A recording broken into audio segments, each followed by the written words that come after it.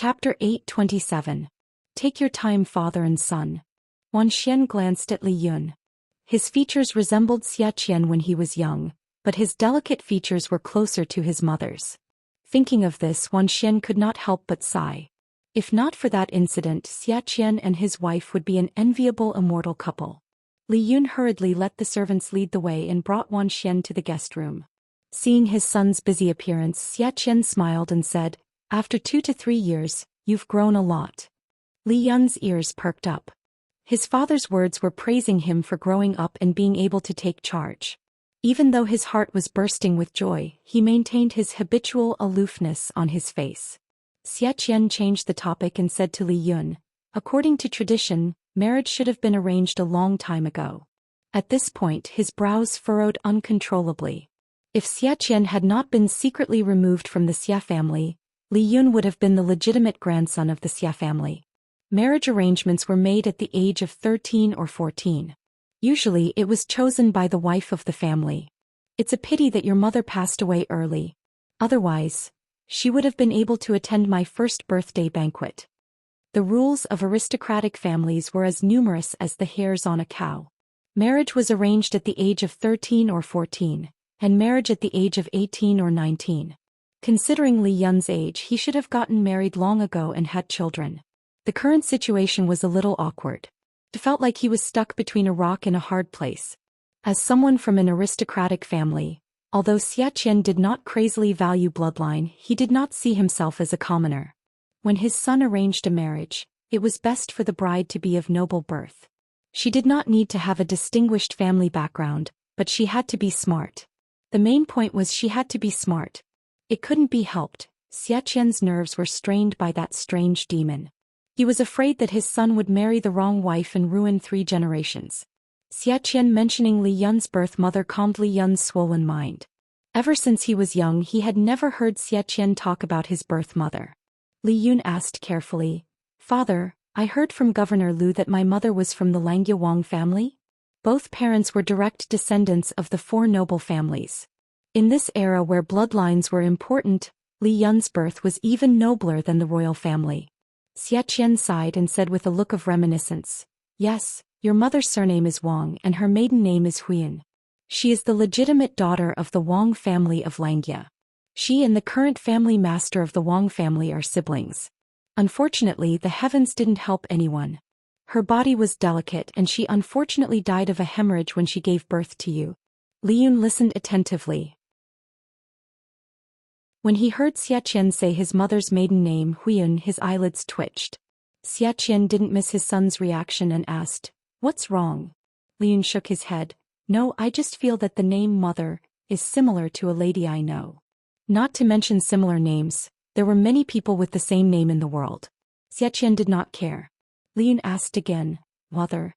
I heard from Governor Lu that she is a rare talented woman." Xia Qian said proudly, "She's not just a talented woman.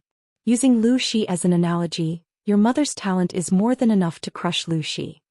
Li Yun, "Father, how deep is the enmity between you and Lu Province's governor?" However, after hearing Xia Qian's words, Li Yun also felt a sense of admiration for his mother, whom he had never met. He was also a little depressed. According to his father, his mother died giving birth to him. "Father, do you have a portrait of my mother?" Li Yun heard from Lu Shi that Xia Qian was an all-rounder with both pen and sword. He could recite poems and paint with a brush, and he could kill enemies with a spear. If that was the case, his father should have drawn something like a portrait of his mother as a memento, right? "Of course I do." Xia Qian had been a mountain otaku for more than 10 years. If it were anyone else, they would probably have degenerated into a slovenly Jianghu man. However, Xia Qian's upbringing was ingrained in his bones. Even if he only lived in a thatched hut, he could still create a dissolute and unrestrained demeanor of a hermit. As a single father who raised his son to make a living, he did not neglect his other skills. His brush and ink were still outstanding. To prevent his memory from fading, he drew several portraits and carried them with him. Li Yunxing hurriedly opened the portrait. When he saw the person's face, he was instantly stunned. If he was not sure that Lady Huijun was younger than him by a few months, he would have suspected that she was his mother. "Isn't this Lady Hui?" he muttered as his forehead was hit. "How rude." He did not call her mother, but Lady Hui. Was this fellow rebelling? Li Yun hesitated for a while and said honestly, "Father, I have seen the person in the portrait." Xiaqian's heart jumped to his throat. His son had seen that evildoer? When did you see her? Yesterday. Li Yun explained, there is a lady in the Lord's backyard. She looks similar to the mother in the portrait, but her temperament is very different. The Wang Huiyun in the portrait had a temperament like an orchid, elegant and refined. She wore a luxurious dress and stood among the flowers. Her right hand was placed on her slightly protruding abdomen. There was a faint smile on her face. Her entire person was shrouded in the halo of maternal love. When people saw the portrait, they were first attracted by her temperament, then they noticed her appearance. Even through the portrait, they could guess that this was a talented woman who had read extensively. Only by immersing herself in this field for a long time could one cultivate such a temperament. As for Lady Hui, who Li Yun had seen before, she was also a beauty beyond compare. However, that kind of beauty was dazzling and dazzling. One was reserved, the other was flamboyant. Hearing Li Yun's words, Xiaqian immediately became vigilant towards the woman who looked like his wife. Without waiting for Xiaqian to regain his senses, Li Yun carefully kept the portrait and said shyly, "Father, what is it?" "Your son has a woman that he admires." Li Yun did not want his father to decide on his engagement. It would be better for him to confess now to avoid unnecessary trouble. Xiaqian was speechless. Although he had unwillingly lowered his standards for choosing a wife, Xiaqian really did not want his son to marry an illiterate vulgar woman from the mountains. Xiaqian immediately pictured in his mind a woman with a mouth full of yellow teeth, spittle flying everywhere as she spoke, black dirt hidden under her nails, noisy eating, snoring like thunder in her sleep, scolding and scuffling with others. His vision darkened and he almost stopped breathing. "Son, don't take things too hard." Xiaqian's heart trembled as he asked, "Which family is it?" He did not care if it was a free love, he just wanted to know which family it was. Even if it was a peasant girl, he would accept it. He only hoped that his upbringing was not wrong. "Hejian's Shangguan family, I wonder if father has heard of it?" Li Yun said a little embarrassedly. "Her name is Shangguan Wan." Hejian's Shangguan family? Xiaqian knew this. He had already prepared for the worst but did not expect Li Yun to give him a surprise. "The wife of the Shangguan family is not bad. Does that mean father agrees?" Chapter 8:28. Xiaqian's face darkened as he reprimanded his son. A marriage contract is a bond between two families. How can it be so casual? Parents could turn a blind eye to the fact that they had feelings for each other before marriage, but the marriage rules couldn't be messed around. Li Yun was like a frosted eggplant. His heart that had flown high up in the sky fell to the ground again. "What do you mean, father?" "Of course it's a serious discussion about marriage. We'll invite Iceman to be the matchmaker. Everything will be ready." Li Yun thought of Shangguan Wan's situation and said with a headache, "I'm afraid that won't work." "Why not?" Wan escaped from her ex-husband's house. Her maiden home is controlled by her stepmother. If Wan goes back, she will not be able to return. Xiaqian was speechless. He was dumbfounded by his son's successive landmines. Could he tell her all the scares at once? Xiaqian did not mind Wan's second marriage. He was just a little worried. Escaped from her husband's house? What do you mean? Could it be that she is still engaged? Seducing a married woman, was his son asking for a beating? Li Yun shook his head like a rattle drum and hurriedly explained, Wan and her ex-husband were indeed engaged, but before she could marry into the family she died. That in-law's family was extremely harsh. They did not let it go and forced Wan to be a widow, almost causing Wan to die. Her husband is dead, so Wan should be free. I admire her, but I also want to tell father about this. It's a clear path. After all, he was still a naive young man. Li Yun's face was already red before he finished speaking. If father insists on proposing marriage to Iceman, you can mention it directly to the Lord. Xiaqian's emotions fluctuated. He asked doubtfully, "What does this have to do with your lord?" "The lord and Wan are like siblings. No, like sisters. Now Wan has no one to rely on. Only the lord is her family." Xiaqian was speechless. Although his own pig finally knew how to woo cabbages, his son's brain was a little slow. Seeing Li Yun's sparkling eyes, Xiaqian felt tired and could only nod in agreement. Deal. Tell your lord about this in detail tomorrow. Li Yun heaved a long sigh of relief. He was so excited that he couldn't sleep the entire night. The next day he woke up on time to practice his spear dance. He instructed the servants to pay attention to Xiaqian and Wan Xian's movements and immediately prepare breakfast. Don't assume that Li Yun was very dedicated to his work and went to work early in the morning. He had only taken a detour to intercept Shangguan Wan. Li Yun leaped up. Relying on his height, he easily reached the top of the wall and called out to the courtyard. Shangguan Wan was not the first to notice Li Yun. Instead, it was the urchin who was studying below who noticed him. Seeing the familiar person lying on the wall of the courtyard, the urchins all looked at Shangguan Wan with smiles. Shangguan Wan blushed in annoyance and placed the bamboo slips on the table while the group of radishes burst into laughter. Everyone write down the words on the board. We'll check it later. There was a simple blackboard and chalk in the courtyard.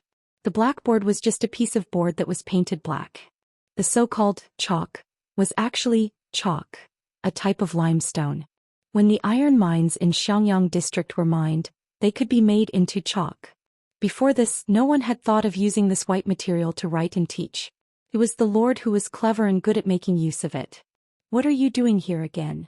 Li Yun took something out and said to her, I passed by here and brought you some breakfast. Shangguan Wan took it and realized that Li Yun was still looking at her with a burning gaze. He felt a little shy. Still looking? Shangguan Wan said angrily, when are you coming over? Why must you let the students watch a joke? Li Yun scratched his head and said uneasily, isn't this too happy? My father came last night. Master is really my father. Shangguan Wan was shocked. Seeing Li Yun's rosy face, she felt a little nervous. You idiot. Did you tell your father about us? Of course he did. Li Yun added, Father said that he would discuss this matter in detail with the Lord today. Shangguan Wan wished she could crush Li Yun like a bun in her hand. How could marriage be a child's play? At least let her be mentally prepared. You're not willing? Li Yun looked at her expression carefully.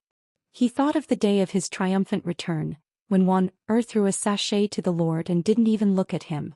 His heart felt so suffocated that it was indescribable. Shangguan Wan snorted softly and said in a low voice, You didn't even discuss such an important matter with me. Li Yun felt wrong too. He hung his head and said, But Wan already agreed. He even secretly held her little hand with Shangguan Wan's tacit consent. Times have changed. An ugly daughter-in-law would have to meet her in-laws sooner or later, but she had to be allowed to dress up and be mentally prepared. Shangguan Wan's heart softened when she saw Li Yun's dejected expression. Forget it, what's the use of saying this now? I don't blame you. Shangguan Wan said, It's getting late. Go to the military camp early and don't delay. As for the marriage proposal, if Lanting agrees, I'll agree. Shangguan Wan's cheeks blushed. Without waiting for Li Yun to come back to his senses, she had already gone to the corner door and slammed it shut. Li Yun was left standing on the spot, laughing uncontrollably. Although Shangguan Wan was married, she was a widow. She didn't even have a fire-repelling painting as her dowry. She was as clean as a blank piece of paper when it came to matters between men and women. Her previous marriage made her disheartened. It was at this time that Li Yun rashly barged into her life. She wanted to learn martial arts to kill the enemy, so Jiang Pingji sent Li Yun to give her special lessons. Unexpectedly, after a while, she was moved by this innocent youth. At first, Shangguan Wan had no intention of remarrying, but if it was Li Yun, she really couldn't refuse. Li Yun introduced Xiaqian to Jiang Pingji. He was more attentive than Xiaqian himself. When Jiang Pingji found out about this, she couldn't help but be stunned. She didn't expect Xiaqian to appear there. She bowed to Xiaqian as a junior. I've often heard my father talk about you. Now that I've met you, I realize that my father's words can't describe you at all. Xiaqian had the elegance of a scholar and the heroic bearing of a general. Looking at him, it was as if she could picture a middle-aged version of Li Yun in her mind. Jiang Pingji had a sweet tongue, but Xiaqian didn't expose her lies. Would Lu Shi often mention him to his daughter? She wouldn't even dare to do so in her daydreams. Lu Zhongqing's daughter is indeed extraordinary. Xiaqian didn't mince words and went straight to the point. If I'm not wrong, Lucy should have told you about my purpose in going to Zhongzhou. Jiang Pingji nodded. He said it was to assassinate an enemy. Did Uncle Xie succeed?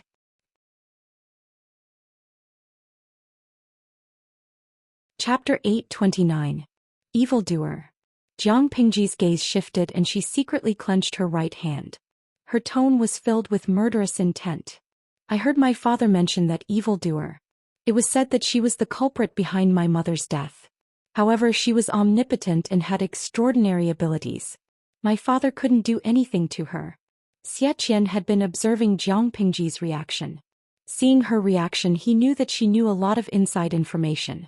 Wuxia was a big-hearted person. He told such an important matter to his child. Wasn't he afraid that his child would do something stupid out of impulse? Xianxia did not tell Li Yun the truth about his mother's death. He was actually afraid that his child would do something stupid out of impulse. That evildoer was not simple. Even the master said, an ordinary human body could not hurt the evildoer at all. To put it bluntly, going there would be suicide. Rather than saying that she has omnipotent abilities, it's better to say that the person she hooked up with is powerful. Xianxia sneered mockingly. His eyes were filled with obvious disgust and contempt. He continued, perhaps no one in the world can compare to her in terms of seducing the master. Jiang Pingji nodded in agreement.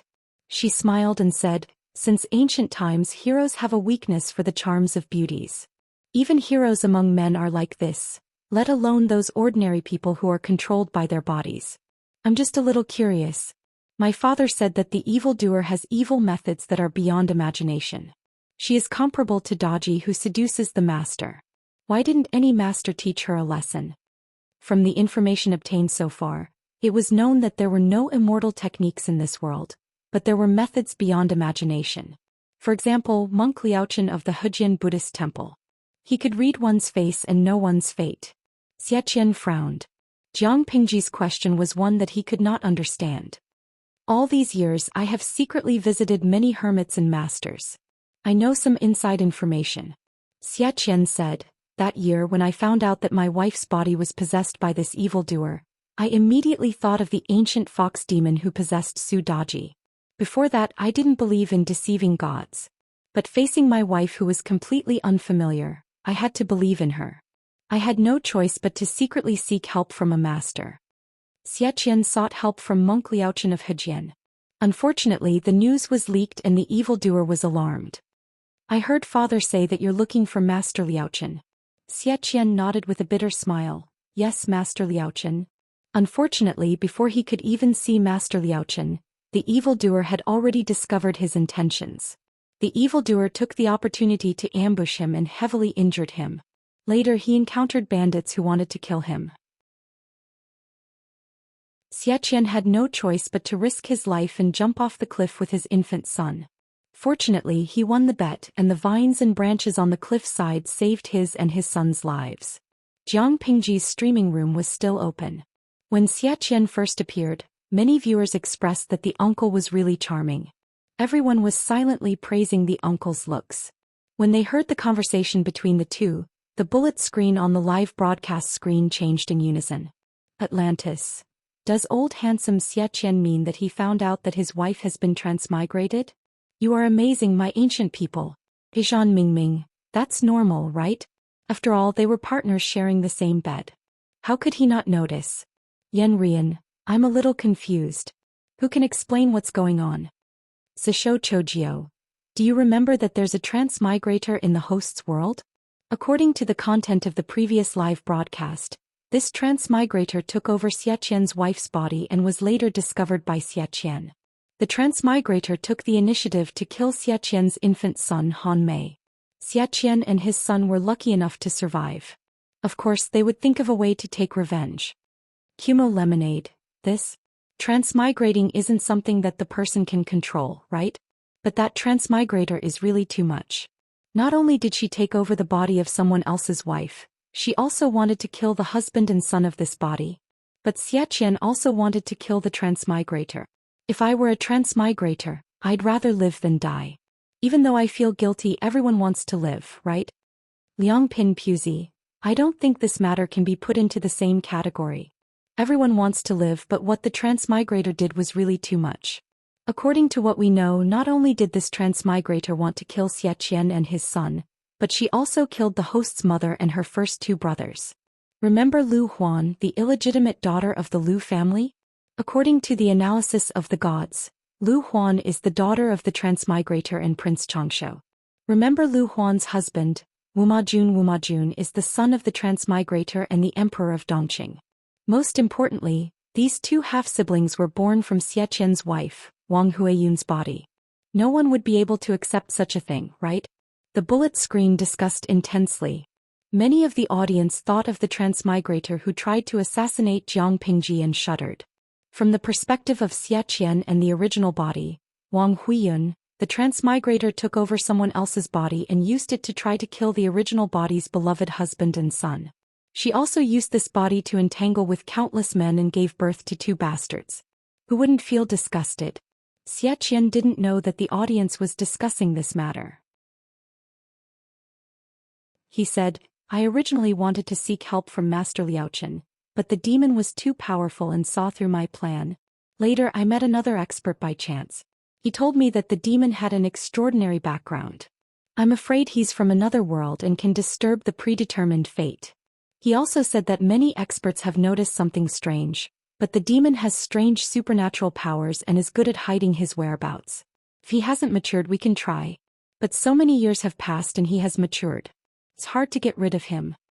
The experts in this world were just more powerful charlatans. They could pinch and calculate, but they couldn't fight. The transmigrator's fate was not in this world.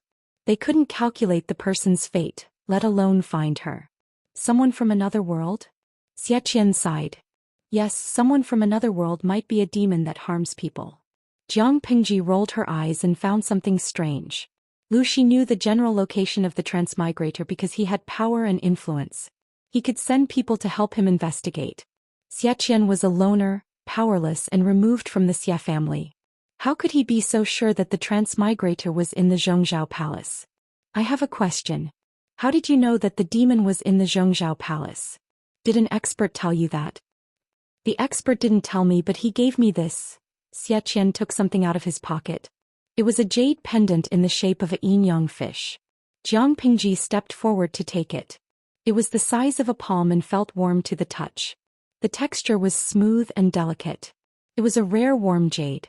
The jade pendant was very strange. It was half black and half white. The black was pure and the white was translucent. What is this?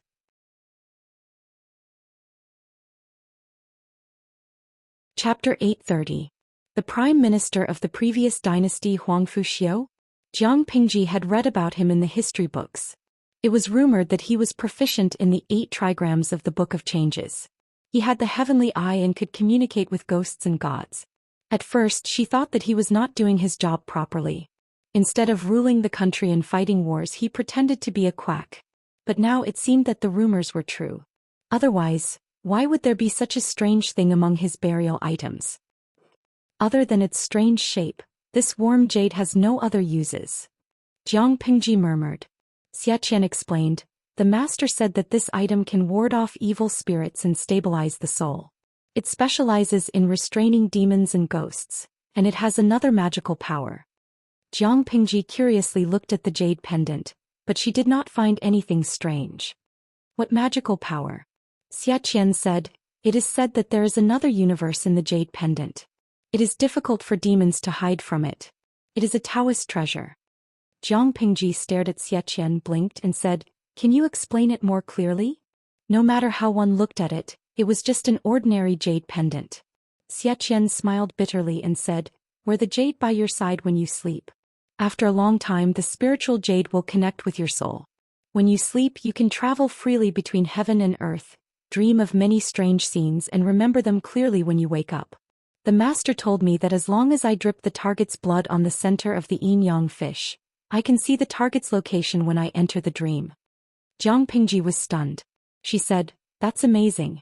There is such a thing in the world. The 150,000 idle viewers kept sending 666. The streaming room was finally developing from ancient times to Xianxia. You used this to find the demon's location? Jiang Pingji asked. It was simply a Xianxia version of the GPS. Xia Qian smiled bitterly. How can it be so simple?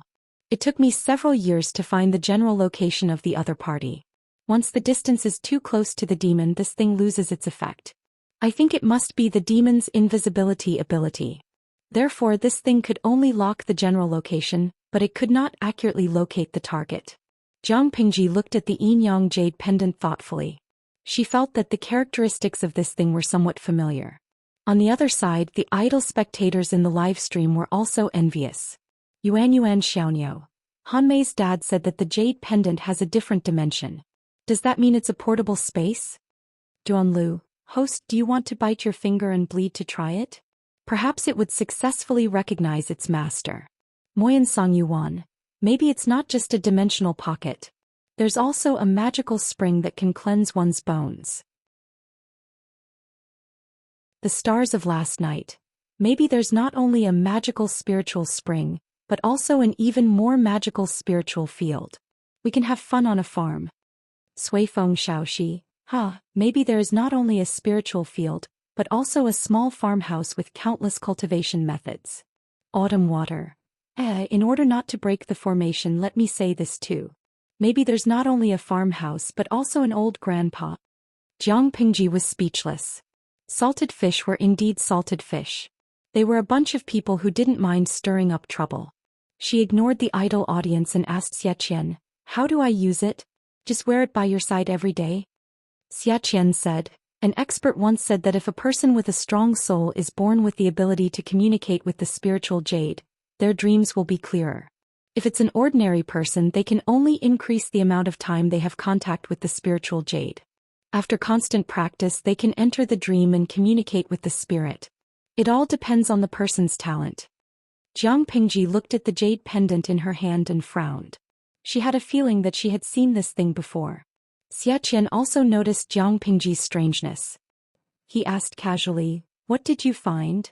Jiang Pingji said, can you lend this treasure to me for a while?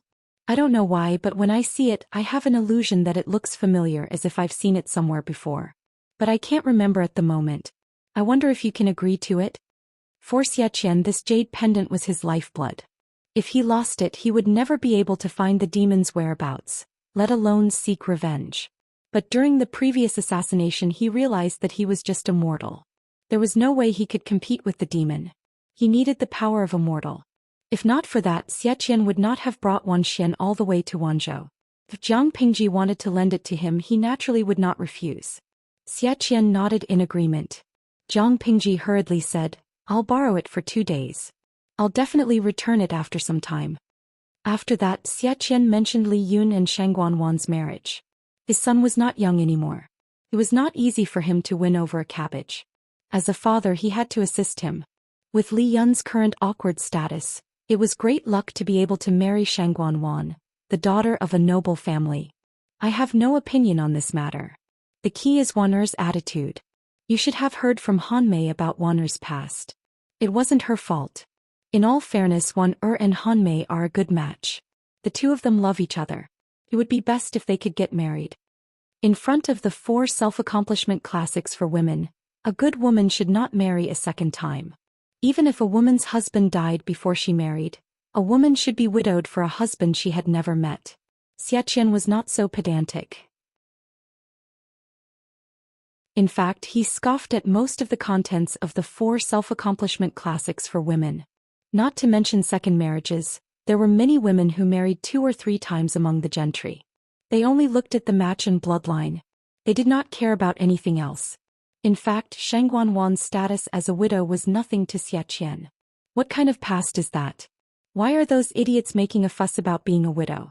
Why don't they take a look at themselves? Xia Qian's eyes were full of disdain. If you say so, I feel more at ease. When Xia Qian came out of the district headquarters, he saw his son looking around from afar. He looked as stupid as he could be. Father. Xia Qian pretended not to know him and walked past his son. Li Yun was depressed. He only wanted to know if the Lord had agreed to his marriage with Wan. In another room, Jiang Pingji was lost in thought as she looked at the yin-yang jade pendant on the table. She searched her memory seriously. Based on her experience, it was impossible for her to have seen such an item, but the sense of familiarity lingered. Jiang Pingji held the jade pendant and closed her eyes in deep thought. She wanted to use her mental energy to explore the material of the jade pendant. It was at this moment that an invisible cyclone appeared on the surface of the jade pendant. A weak suction attracted her attention. She closed her eyes and calmed her mind.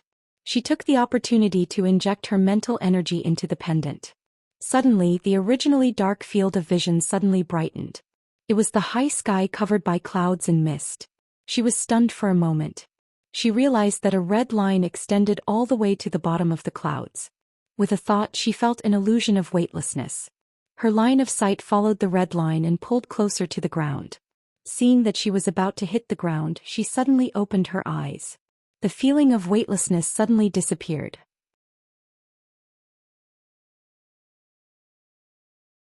Chapter 831. After the high-altitude scene, Jiang Pingji could see that the audience in the streaming room was still confused. From their point of view, Jiang Pingji was holding the yin-yang jade pendant. Her expression was slightly relaxed. After a while, she opened her eyes and muttered something. "It's this thing." What on earth was it? She didn't know what was going on. The 150,000 idle viewers felt their curiosity was piqued, but the bad streamer refused to answer their questions. She was going to kill those with obsessive-compulsive disorder. Before Jiang Pingji could sort out her thoughts, some of the viewers couldn't help but ask questions. The entire screen was filled with all kinds of greetings. "Huan Yu, I'm so anxious. Can't you just say everything in one go? It's so uncomfortable to leave half of it unsaid." "Zhou Xian, streamer, what's the origin of this jade pendant? Is it possible that there's a portable space, a spiritual spring, a spiritual field, a farmhouse and a portable grandpa? If there's really such a thing, streamer, you might as well stop streaming Conquering the World and start streaming Cultivation. Someday Daoist, that's a good suggestion. If there's a streaming of Cultivation, I want to be the streamer's first disciple. Even if I'm not an inner disciple or a personal disciple, it's good for me to be a registered disciple. Cultivation is much better than Conquering the World." Shajiutian Duanzhanggo, Tisk. Why are you guys so optimistic? If this streaming room stops streaming the dukedom and changes to a streaming of Cultivation, do you think it's possible for you guys to squeeze into the streaming room? Maybe everyone in the world will run to the signal tower and live there. When that time comes, with the hand speed of you guys who have been single for more than 20 years, do you think you can get a spot in the streaming room? You're thinking too much. Xiu Xichin, getting a spot in the streaming room is a small matter.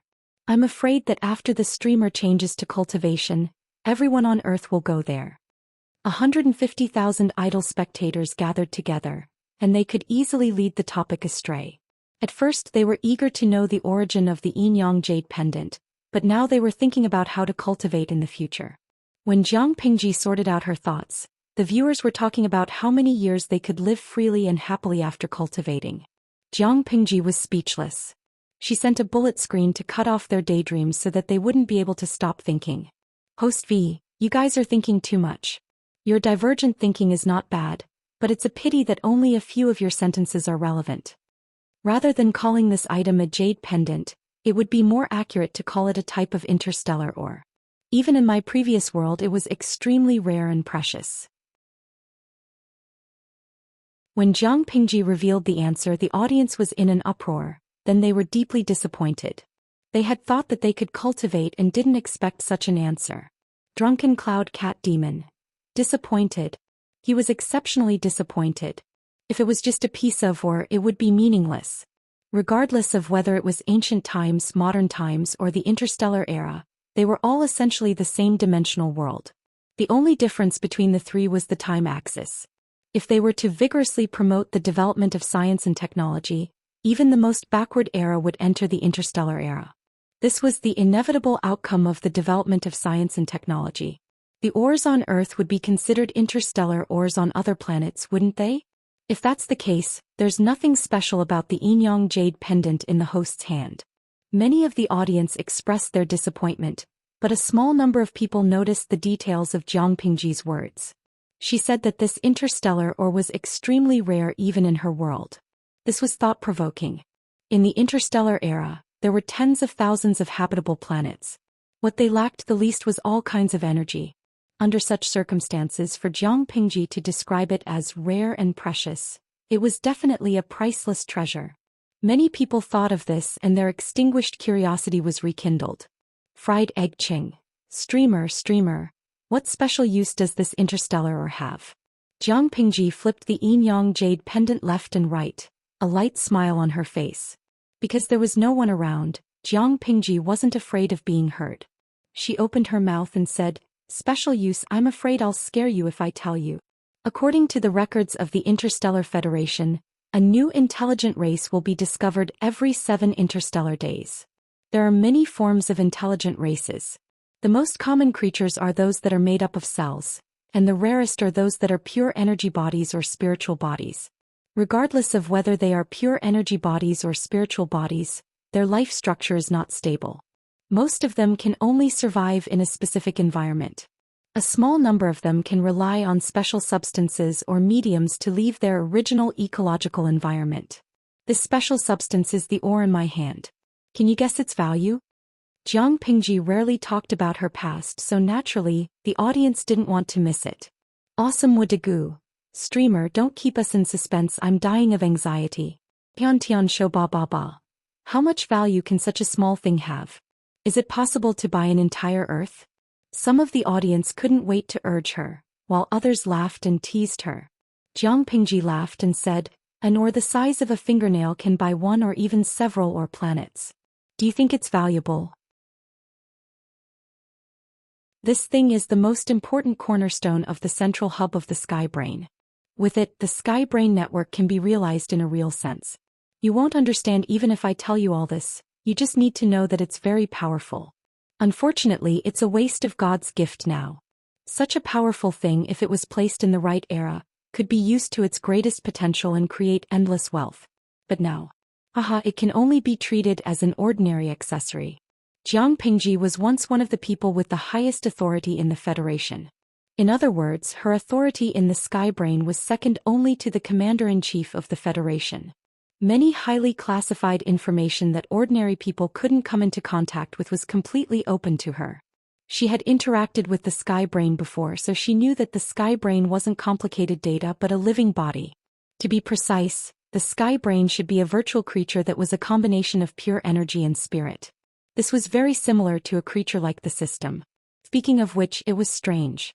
Even the Sky Brain couldn't completely leave its host, so how did the system do it? Was it purely dependent on the host? But the host was just an ordinary human. In theory, it wasn't enough to become the host of a virtual creature. Jiang Pingji touched the yin-yang jade pendant in her hand, her expression revealing some suspicion. But very quickly she threw this question to the back of her mind. At that moment the live stream room had already exploded. Such a small thing was worth who knew how many Earths. Was she kidding them? Why would Jiang Pingji have the leisure to tease them?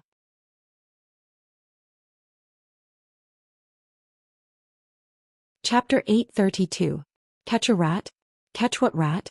The audience was confused. Did a rat break into the streamer's room and eat her supper? Jiang Pingji didn't explain further. She put away the yin-yang jade pendant and, for the first time, asked for leave from the audience and turned off the stream. It was not convenient for the audience to see what happened next. After that, Jiang Pingji found a quiet place and poked the system. "I know you're still alive. Don't play dead. You saw what happened just now. Is there anything you want to say?" After Jiang Pingji finished speaking, she didn't hear anything else. If she wasn't sure that the system was still locked up, she might have suspected that the system had run away. Squeak if you don't want to die. We're already at this point. What else can you do? With the appearance of the yin-yang jade pendant, Jiang Pingji had more information on the system. Jiang Pingji said bluntly. The system could only speak unwillingly. Squeak. Faced with the system's malicious act of cuteness, Jiang Pingji curled her lips and said, "I'll give you half an hour to be honest." The system snorted fiercely and said with disdain, "What honesty? You're still too young to fool me." Ever since they parted on bad terms, the system and Jiang Pingji hadn't talked anymore. The system knew that every time Jiang Pingji looked for it, nothing good would come out of it. It must have had 8 lifetimes of bad luck to have met such a host. "Can you tell me where your core carrier is?" Jiang Pingji asked it with a smile. Her tone was casual, as if she was just asking about the weather. The system secretly spat on the inside, but it said, "Aren't you my host? Don't play dumb. You know what core carrier I'm talking about." Jiang Pingji changed her style of communication when she realized that harmonious communication wasn't possible. "After seeing the Yin-Yang Jade Pendant, I remembered that you're a system and a virtual being. Logically speaking, virtual beings can't leave their original environment without a special carrier. Even the sky brain can't avoid this. You're the same." Hearing Jiang Pingji compare it to the sky brain, the system almost exploded in anger. "Major General, I don't have that kind of thing at all. You should just give up." It was a system that had the ability to travel between different planes. It was a true high-level life form. How could a mere heavenly brain compare to it? Jiang Pingji saw that the system refused to pay up. She sneered and asked, "You don't feel guilty for saying that?" The system's heart skipped a beat. On the surface, it still stuck to its original words and refused to be coaxed by Jiang Pingji. Fine, fine, fine. Since you insist on not having a carrier core, I won't force you. But I have a question that I'm very curious about. I don't know if you can answer it. How do you shoot live broadcast? Or rather, where was the camera used for the live stream?" I have carefully observed the camera angle of the live broadcast room. With my position as the standard, there are no blind spots hundreds of meters in the air. But no matter how hard I looked, I couldn't find anything like a camera. I thought about this problem for a long time, but I still couldn't figure out the principle behind your live broadcast. Until today, when I found this thing, it gave me inspiration. Jiang Pingji tossed the yin-yang jade pendant in her hand. A faint smile hung at the corner of her lips. "As a virtual creature, I think you should be familiar with it. Just now, when I activated this thing, I realized that my view had changed to a high altitude. What's more coincidental is that when the view zoomed in, it coincided with the camera angle of the live broadcast room. System, do you have anything to say about this?" The system, which was originally bold and confident, was now as quiet as a chicken. It didn't make a sound. Jiang Pingji said with certainty, "You have a carrier. I will find it sooner or later." As mentioned earlier, the life structure of virtual creatures was not stable. If they left their original environment, it was like fish leaving water. They wouldn't live long at all. The so-called carrier was like a fish tank filled with water and oxygen. With it, wouldn't the fish jump around? Jiang Pingji had two plans to deal with the system. The first was to restore her brain to its peak state and fight the main system head-on. But this method wasn't reliable. Who knew how many pieces the main system would cut her into? If she accidentally let a few subsystems escape, she would be fine, but she was afraid that something would happen to the people around her. The second was to destroy the carrier that the system was attached to. Even if she ignored it, both the subsystem and the main system wouldn't live long. In comparison, the second plan was easier and more perfect. But where was the carrier? According to the system's cunning character, it would definitely hide such a fatal thing well and wouldn't let people find it easily. The system was silent again. Rather than saying it was silent resistance, it was more like sitting and waiting for death. Because it knew that no matter what it said, it couldn't mislead Jiang Pingji. If it was the main system, it could still fight with Jiang Pingji head-on. Both of them had a 50-50 chance of winning. But it was only a subsystem that was split from the main system. At most, it could fool the inexperienced transmigrators or aborigines. Deceive Jiang Pingji? Didn't you see that it had been imprisoned by the other party all these years? Jiang Pingji didn't care. No matter what the system's reaction was, it was her prisoner. It wanted to fight with her at such a low level. It didn't take her seriously at all. But before dealing with the main system, she felt that she could capture the small fish and shrimp first. Jiang Pingji closed her eyes again and used her spirit to probe the yin-yang jade pendant according to the previous steps. Soon she discovered a strange cyclone. In layman's terms, the yin-yang jade pendant was actually a terminal and login port for the spiritual network. Only when one's spirit was strong enough could they log into the spiritual network. Ordinary people didn't have a strong mental brain. They could only increase the time they spent with the jade pendant and passively adapt. The so-called psychic dream was actually entering the spiritual network in an unconscious state. But Jiang Pingji was different. When the cyclone appeared, she didn't resist. She let the cyclone pull her spirit into it. Because she was mentally prepared, she wasn't surprised when the sky and clouds appeared in front of her. Instead, she followed the red line and fell to the ground. Not long after, the scenery on the ground kept magnifying in front of her. She saw an old friend. This old friend, that she hadn't seen for a long time, was none other than the transmigrator who had sneaked into Wanzhou. She had changed her face again. She had disguised herself as a young woman who had escaped and blended in with a group of refugees. Jiang Pingji could clearly see what was happening on the ground and hear their voices, but the people on the ground were completely unaware. She focused her attention on the young woman.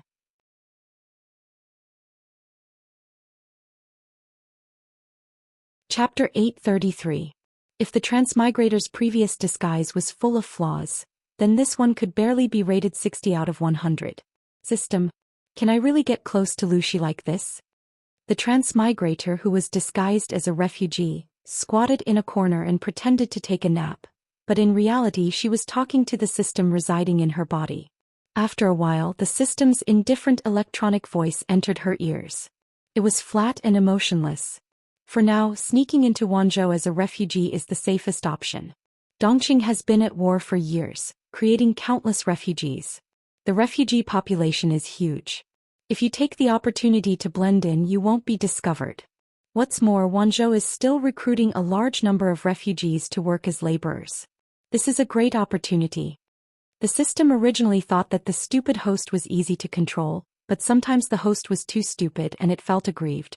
The transmigrator bit her lower lip.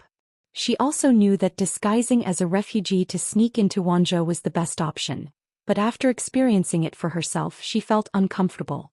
She thought that fleeing refugees were like those in TV dramas, wearing tattered clothes and walking in groups of 2s and 3s. It wasn't difficult at all.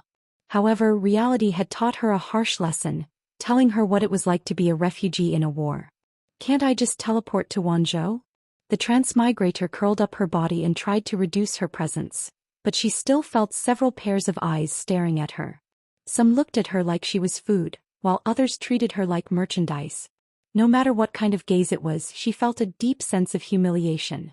The system snorted coldly and said in a mocking tone, "Host, I don't think I need to remind you again. You're now carrying a huge debt and your reputation is in the red. Unless it's a critical moment, the popularity points mall won't allow you to go into debt again." In other words, if the transmigrator wanted to sneak into Wanzhou, she would have to rely on her superior martial arts skills and directly sneak in by crossing the mountains. However, if she chose this method, it was very likely that she would be discovered. It would be fine if she was an ordinary person, but if she was discovered by Jiang Pingji, then she would be finished. Not only was the transmigrator afraid of Jiang Pingji, but even the system attached to her was deeply afraid and didn't dare to let its guard down. After thinking about it, disguising as a refugee to sneak into Wanzhou was the safest way. Of course, there was another reason. The livestream viewers were tired of all kinds of large-scale livestreams. She needed to change her style. Rather than saying that the audience was tired of the live broadcast content, it was better to say that the previous live broadcast content could not make the local tycoons continue to pay. Ever since she was saddled with a huge debt, her daily live broadcast time was extended from the original 4 hours to 24 hours. But for some reason, most of the rich husbands, who used to spend a lot of money on her, were nowhere to be seen. A few of them only watched the live broadcast and did not give her any tips. What was the difference between this behavior and freeloading? If she did not receive a large number of tips and only relied on her daily quota of popularity points, when would she be able to accumulate enough to repay her debt? The transmigrator secretly clenched her teeth. Her heart was filled with hatred, but she had no choice but to put down her pride to please the rich audience. In her previous life, she was just a small online streamer. In order to make a living, she had to live stream dancing or chatting with others in a small room every day to please the rich audience. Ever since she had the system as her golden finger, she had become a nouveau riche who came to fawn over her with money. In her previous life and this life, the two completely different situations made her feel complacent, giving her a sense of superiority that looked down on all living things. She could no longer remember how long it had been since she took the initiative to ask for tips. In the past 2 months, she had been condescending to please the rich, asking for tips from the audience in a roundabout way. She even used the methods she used to lure rich men, secretly provoking the rich men to fight each other. Who knew that the rich men who used to throw money at her did not buy it? Even when she personally asked for tips, They only gave her a few small coins as a token. There was no trace of the splendor they used to throw money at her for a smile. Faced with this embarrassing situation, the transmigrator and the system discussed it carefully and agreed that the audience was just tired of the aesthetic. Since the large-scale content was unable to attract the audience's eyes, the transmigrator planned to use her talent to conquer them. When she first transmigrated, she had spent a lot of popularity points to exchange for many talent and skill books from the system. She had mastered all 4 of them. If she transmigrated back now, she would definitely become an artist who would shock the world. Unexpectedly, on the first day she changed the content of her live broadcast, the bullet screen was full of ridicule and criticism. She's obviously a silver doll who can sleep with anyone. She thinks she's a pure and clean fairy. Methanol. What kind of song is she playing? Instead of showing off her talent here, why don't you strip naked and play 18? That's more interesting. What the hell is she dressed up like? I really don't know what kind of goddess a prostitute is pretending to be. We're here to watch you be a life teacher, not to watch you show off your talent. What kind of thing are you playing? Let's go, it's getting more and more boring. Is this the legendary example of being a prostitute and maintaining a chastity memorial arch? The transmigrator saw the screen full of ridicule and was so angry that she could not even hold the pipa in her arms steadily. She closed the live broadcast in a rage and threw the pipa to the ground. She was so angry that her eyes were red, making her look lovely. She felt humiliated. Little did she know that the audience had already formed an impression of her and the live broadcast. This was a brothel that sold prostitutes.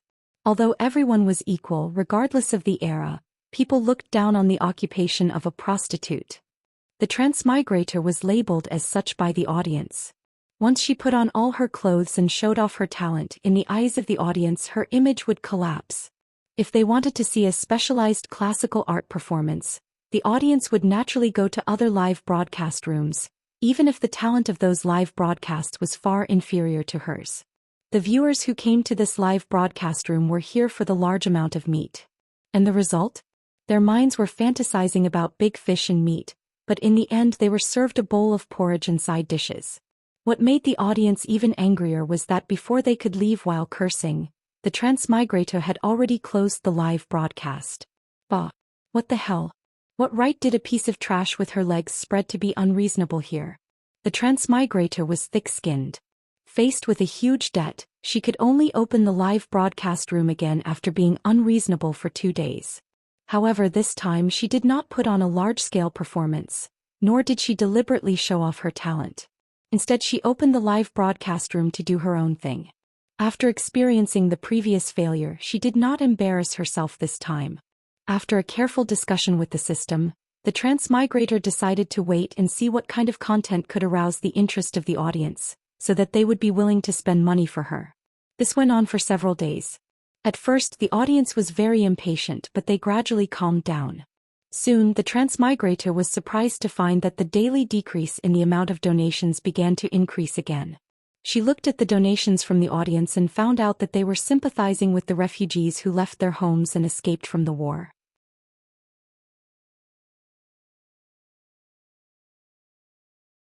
Chapter 834. In her previous life, the girl from another world was just an internet celebrity.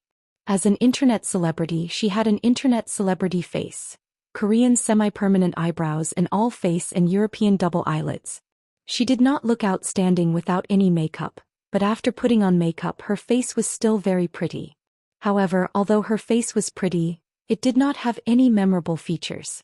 There were tens of thousands of internet celebrities like her, and everyone wanted to stand out, but standing out was not an easy task. In order to gain popularity, she often posted weird comments on Weibo. Every trending topic had her comment, and she even slandered a few celebrities who had a bit of fame but did not have many fans. She was the fan who was bullied, and she used it to gain attention and attract trending topics. In her previous life, for the sake of being popular, she would do anything and become a fly that everyone hated. Now, for the sake of the audience's rewards and enthusiasm, she did not mind using refugees to eat their human blood buns. However, when she really disguised herself as a refugee and mixed in with them, she realized that the drama had lied to her.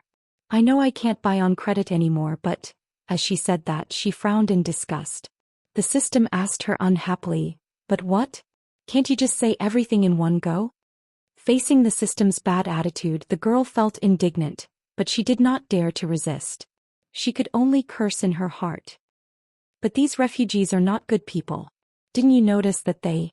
The girl wanted to say something but stopped. Thinking about what she had seen and heard these days, her stomach could not help but turn and her throat felt like vomiting. These days she had seen lone women being bullied more than once. If she did not have peerless martial arts, she might have been dragged to a corner and bullied by the male refugees. In comparison, robbing, stealing, hurting, and human trafficking were all small matters. Some refugees were so hungry that they would steal other people's children, kill them, and cook them. Some even ate them raw. Most of the refugees had numb and lifeless eyes, as if they were walking corpses. The girl felt that she had not mixed into a group of refugees, but had clearly mixed into hell. And the refugees around her were all evil spirits. The system snorted coldly. It was clearly an electronic voice, but the girl could still hear its disdain and ridicule. Who told you that refugees are good people? The time traveler was stunned for a moment. She stammered, but they are all humans. They actually eat human flesh. It's so disgusting. The people of ancient times were supposed to be simple, kind, ignorant, and vulgar. Regardless of the label, they should not be so devoid of humanity. As expected of the ignorant ancient times, the quality was really low. Fortunately, she could return to her own world. The system was shocked by the woman's words, and then it was speechless for a long time. Please, this is a time of war.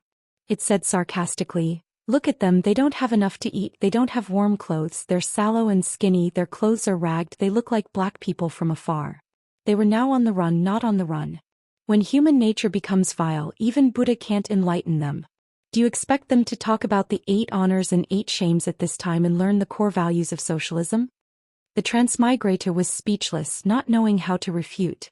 After a while, the system said, it is human nature to sympathize with the weak. The more miserable the refugees are, the more benefits you will get. The audience in the streaming room sympathized with the refugees who had suffered miserably. The transmigrator also told the audience that their rewards could be converted into money, rice, and cloth in this world. Therefore, the rewards during this period of time were like the opening of a dam. It was even more than during the peak period. Hearing the system say that, the transmigrator bit her lower lip and reluctantly accepted her fate. Although these refugees could bring her benefits, she really did not want to mix with them. It was so dirty. It was dirty and smelly. The surrounding air was polluted by the sour stench of their bodies. Apart from that, there was another reason that she could not stand it. She was a beauty that could cause the downfall of a country. How could she be coveted by just anyone? The gazes of the surrounding refugees disgusted her. She could not wait to dig out their eyeballs one by one. The transmigrator talked to the system in her heart. The audience in the streaming room did not notice any clues and continued to squander their sympathy. However, even if the audience in the streaming room could not hear it, it did not mean that Zhang Pingji could not hear it. She floated in midair and watched everything. She even heard the whispers between the transmigrator and the system. She suddenly laughed out of anger. She had seen many shameless people, but it was her first time seeing someone so shameless. At that moment, the transmigrator below complained to the system again. Although the rewards are a lot, it won't last long. It can't be used to exchange for the debt. The system said, so you have to work harder in streaming to repay the debt. I'm already working very hard. The transmigrator gritted her teeth and thought of a plan. System, why don't you ease the debt first? If my streaming room can be upgraded to another level, then I can earn more points in installments.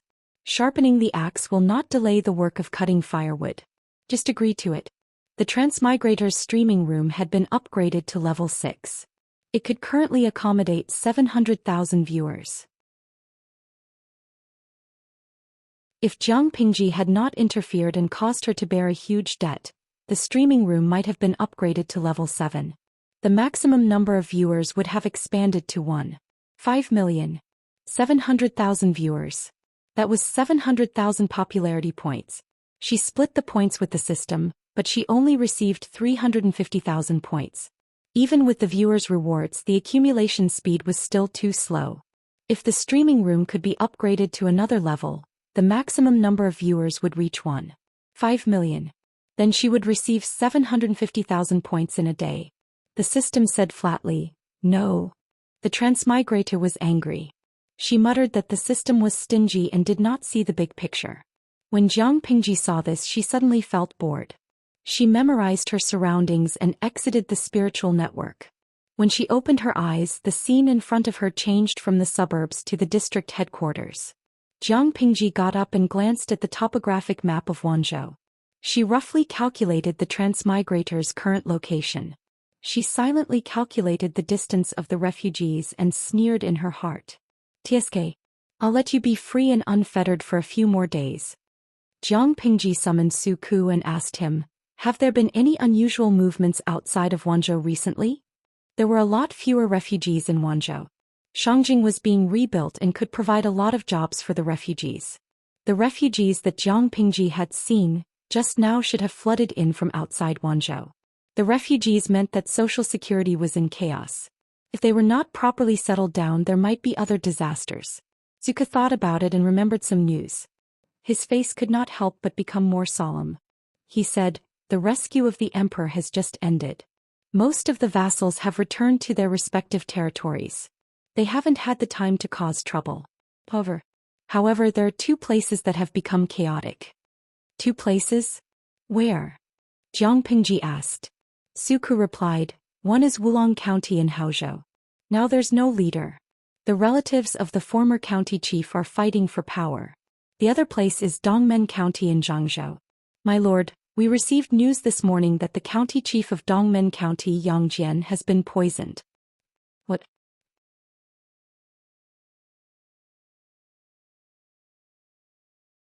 Chapter 835. Yang Jian was dead? But before the end of the alliance meeting, Yang Jian was still fine. When she heard the news of his death, Jiang Pingji almost couldn't react. She pursed her lips.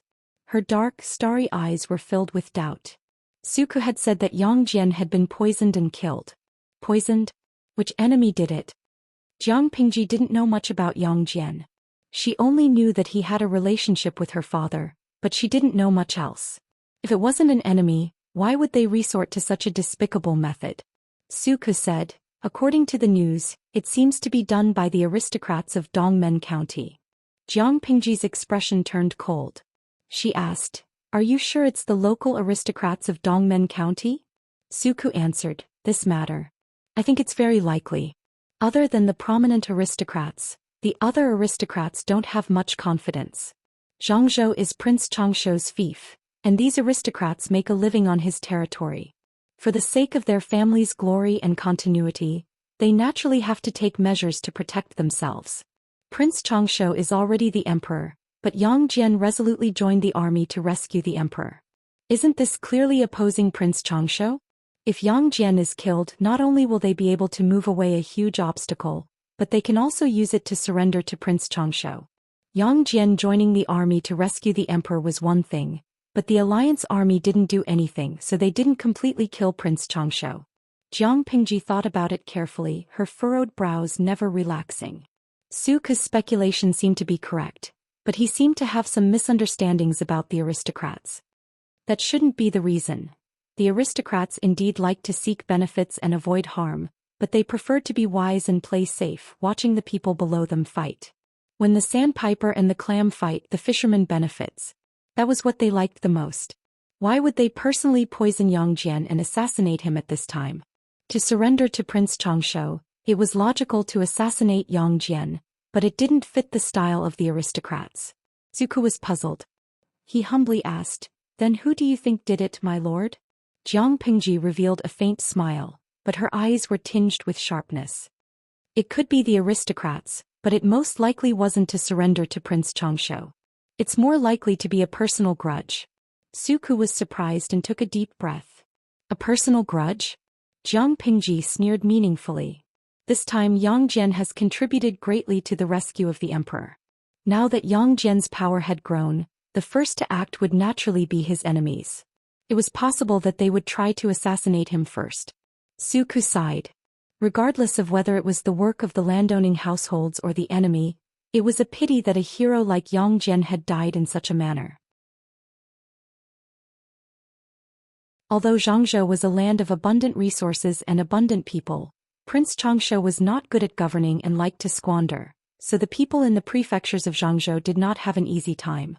The common people were having a hard time, and the landowning households that treated them like sheep to be fleeced naturally weren't any better off. Yang Jian's temperament was rather unyielding, but for the sake of the people he was willing to bend over backwards. Back in the day when Dongmen County experienced several natural disasters, he was the one who had shamelessly borrowed food from his neighbor, Lu Shi, who was also the county chief of Hu County. Even when he was rejected he could still put on a nonchalant smile. If not for Yang Jian, who knew how many people in Dongmen Commandery would have died. Jiang Pingji's tone was calm as she said, "It was a pity that he died young." Although the landowning households in Dongmen Commandery did not like Yang Jian, they still needed him as a shield. Why would they kill him so easily? Wanzhou and Zhangzhou were very far apart, so news traveled slowly. But she was right about one thing.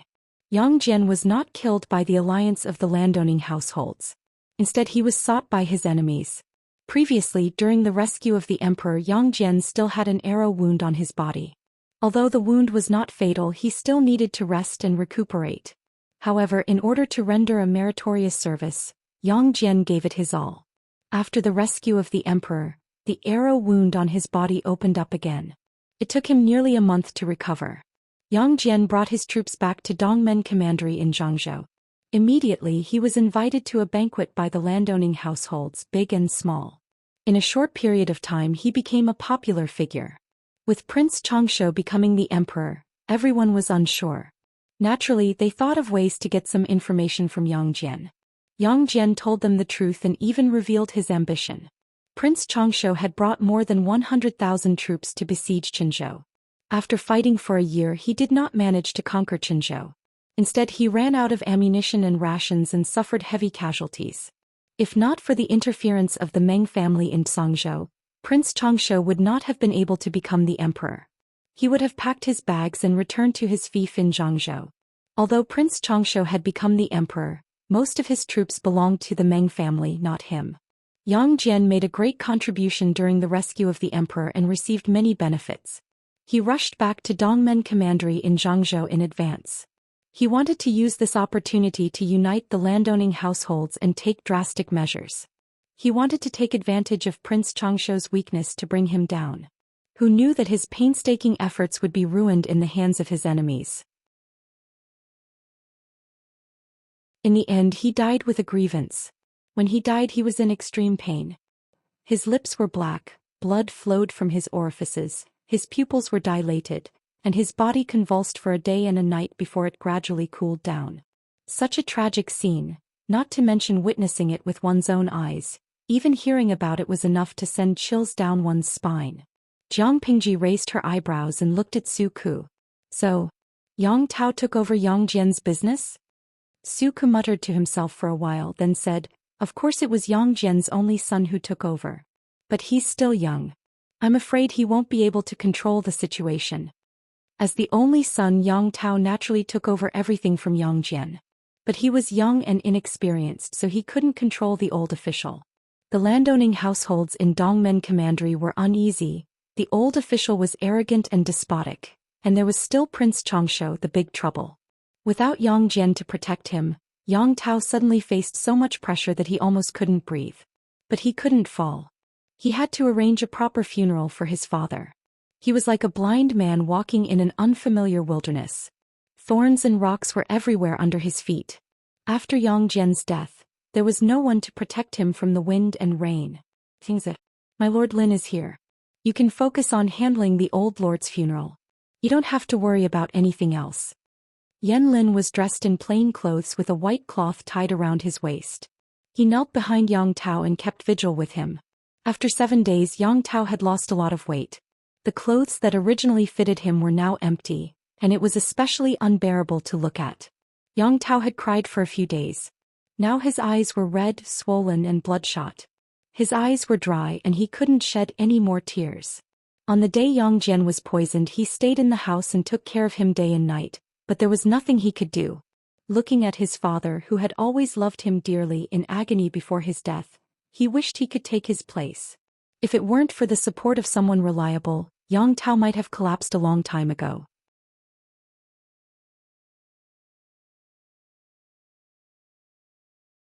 Chapter 836. The last sentence was squeezed out from Yang Tao's molars. The hatred in his words was thick and deep. Yanlin looked down, a murderous glint in his eyes.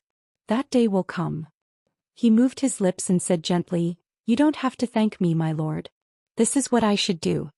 Even though they weren't biological brothers, they were very close, even more than blood brothers. Yanlin wasn't only Yang Tao's best friend, but he was also his caretaker. After taking care of a kid for so many years, Yanlin had long developed the habit of taking care of Yang Tao. As for Zhou Xian, Yanlin secretly suppressed his anger. There was no rush. One day he would grind his bones to dust. Zhou Xiao was a famous scholar in Dongmen County. Zhou Xiao was from a noble family in Dongmen County. He was sinister, vicious, and vengeful. Speaking of his feud with Yang Jian, it could be traced back to more than 10 years ago. One of Zhou Xiao's brothers was killed by the young Yang Jian in the village, and the two became enemies. Years later, the conflict and hatred between the two deepened. When Zhou Xiao heard that Yang Jian had benefited from protecting the emperor, he was afraid that Yang Jian would gain power and kill him, so he decided to strike first. Poor Yang Jian was defenseless, and with the arrow wound on his body, he was tortured by a cup of poisoned wine for an entire night before he breathed his last. Dongmen County was located at the border of Zhangzhou in the south. It was next to Hu County and separated from Wanzhou by mountains and rivers. In other words, the refugees she saw on the spiritual network were not from Dongmen County. Jiang Pingji rubbed her brows and organized her thoughts. She then asked Su Ku, "Wulong County in Haozhou is without a leader. All the forces are fighting each other. Is it bad?" Su Ku answered, "It's bad. I feel sorry for the homeless people." Wulong County was not far from Wanzhou. Without a doubt, the refugees Jiang Pingji saw came from there. At this point, there were only 3 ways to stabilize Wulong County. First, Jiang Pingji could use the only son of Wulong County as a puppet to control the place from afar. However, this option had been rejected long ago. It was not suitable for the time being. Second, she could wait for the internal strife in Wulong County to come to an end. This was definitely a bad idea. The longer the infighting dragged on, the more the local people would suffer. Thirdly, Jiang Pingji took a deep breath and made up her mind. Before the attack on Zhemen Pass, Jiang Pingji and her strategist had carefully analyzed the whereabouts of the orphans from Wulong County. After some discussion, they unanimously decided to use the orphans of Wulong County in exchange for some benefits, giving the highly sought-after Wulong County to Huang Song. But why hadn't there been any movement from Huang Song's side? She frowned as she thought about it. When Su Ku saw this, he couldn't help but ask with concern, "What are you worried about, my lord?" "It's nothing. You can go and do your own things first." Seeing that Su Ku still wanted to say something, Jiang Pingji said, "I want to be alone. No matter what it is, let's talk about it tomorrow." "Xiaoyu, I'm tired." Since Jiang Pingji had said so, Su Ku could not force her. When Su Ku bowed and left, Jiang Pingji heaved a sigh of relief. She leaned back on the mat and closed her eyes. She looked like she was taking a nap, but she was actually poking at the system in her heart. The system was annoyed. Jiang Pingji asked, "System, do you have any way to upgrade the streaming room?" The system knew that it was doomed, but it would be better to live for another day. It knew that it would be safe until the system's main body was captured. "Just let me out. Your authority is very low. Without me, you won't be able to upgrade the streaming room by yourself." Jiang Pingji secretly raised her eyebrows and sneered. "Is there no other way?" The system was confused. It didn't know why she asked that. Of course not. The system was puzzled. Wasn't the host always on guard against me? Why didn't it let me upgrade the streaming room? Why did it suddenly mention upgrading the streaming room today? Jiang Pingji asked it with a smile. "If I take away the subsystem from that woman, will the 2 subsystems merge?" To make an analogy, the complete system was a glass of water. It poured some water into other glasses and separated them into different subsystems. So, if the subsystem was captured, could it merge the 2 glasses of water? Theoretically, it should be possible, right? The system remained silent and Jiang Pingji didn't expect it to answer. After a while, Jiang Pingji went to disturb the system again. The system was furious. "Damn, are you done?" Young people can't keep their cool. The system couldn't bear it anymore and said, "Get lost." The other subordinates were so busy that they kicked the back of their heads. This unreliable lord was slacking off and sleeping here. Wasn't she afraid that the subordinates would rebel against her? The system was angry. There were people following such a stupid person who exploited other people's labor, and all of them were so damn loyal. They were blind. At the same time, at the border of Wanzhou, a few carriages with simple decorations slowly drove to the pass. The wheels squeaked as they rolled forward in circles. The official road leading to Wanzhou had been in disrepair for years. It was rugged and bumpy, making it difficult to travel. The carriages swayed along with it. "Mr. Qing, the pass is up ahead." There were dozens of guards outside the carriage. The man in the lead was riding a tall horse.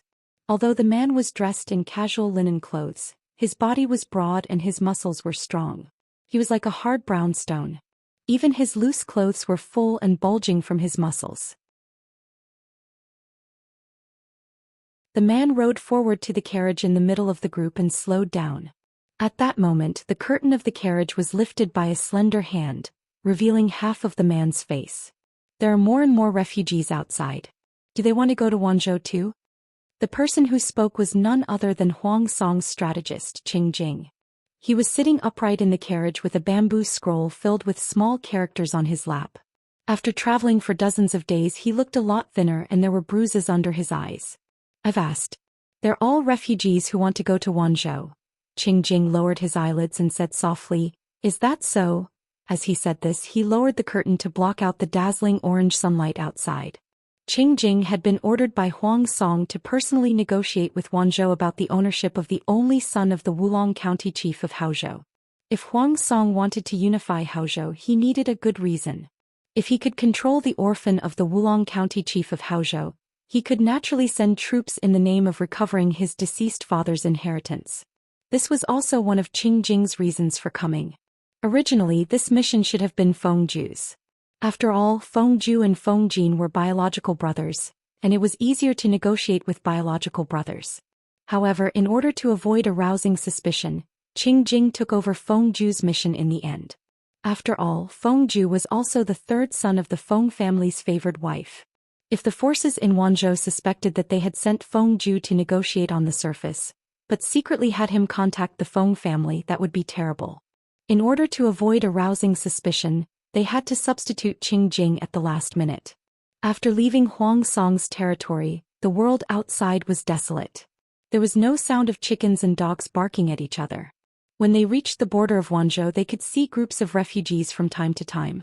Qing Jing was meticulous and thoughtful.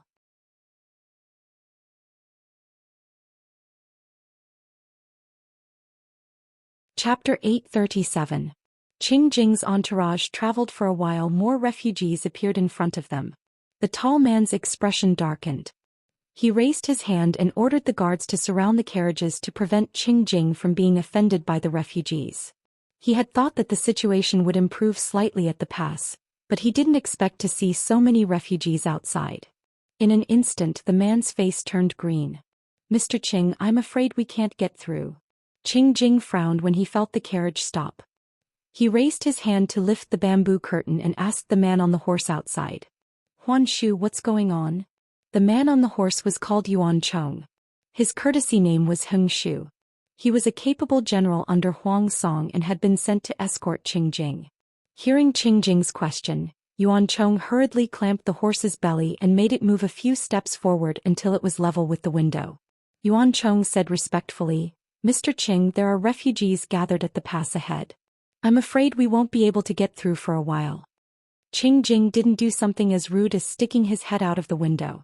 Instead, he ordered the driver to stop and got out of the carriage. He was shocked when he saw the scene in front of him. He knew that the refugees from Wulong County had all gone to Wanzhou, but he didn't expect there to be so many. From what he could see, there were at least 1,000 refugees. Yuan Chong jumped off the horse and walked to Qing Jing's side. Lu Shi is too careless to allow so many refugees to gather outside Wanzhou Pass. With so many refugees, it was easy to cause trouble. If these refugees were incited, there was no telling what they would do. Yuan Chong couldn't help but frown when he saw so many refugees gathering outside Wanzhou Pass, and even more refugees gathering here. The sun in the sky was as hot as fire, causing the ground to be covered in mist. Anyone who casually wiped their face would find their palms covered in greasy sweat. The sun made them feel irritated and powerless. Yes, they're all refugees. No one knew what Qingjing was thinking, but he subconsciously responded. Yuan Chong didn't disturb Qingjing.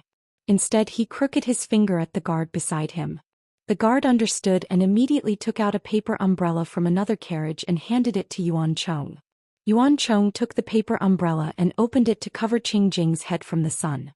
A military general's skin was coarse and thick and he could take a beating and fall, but a scholar always wore a scholarly gown.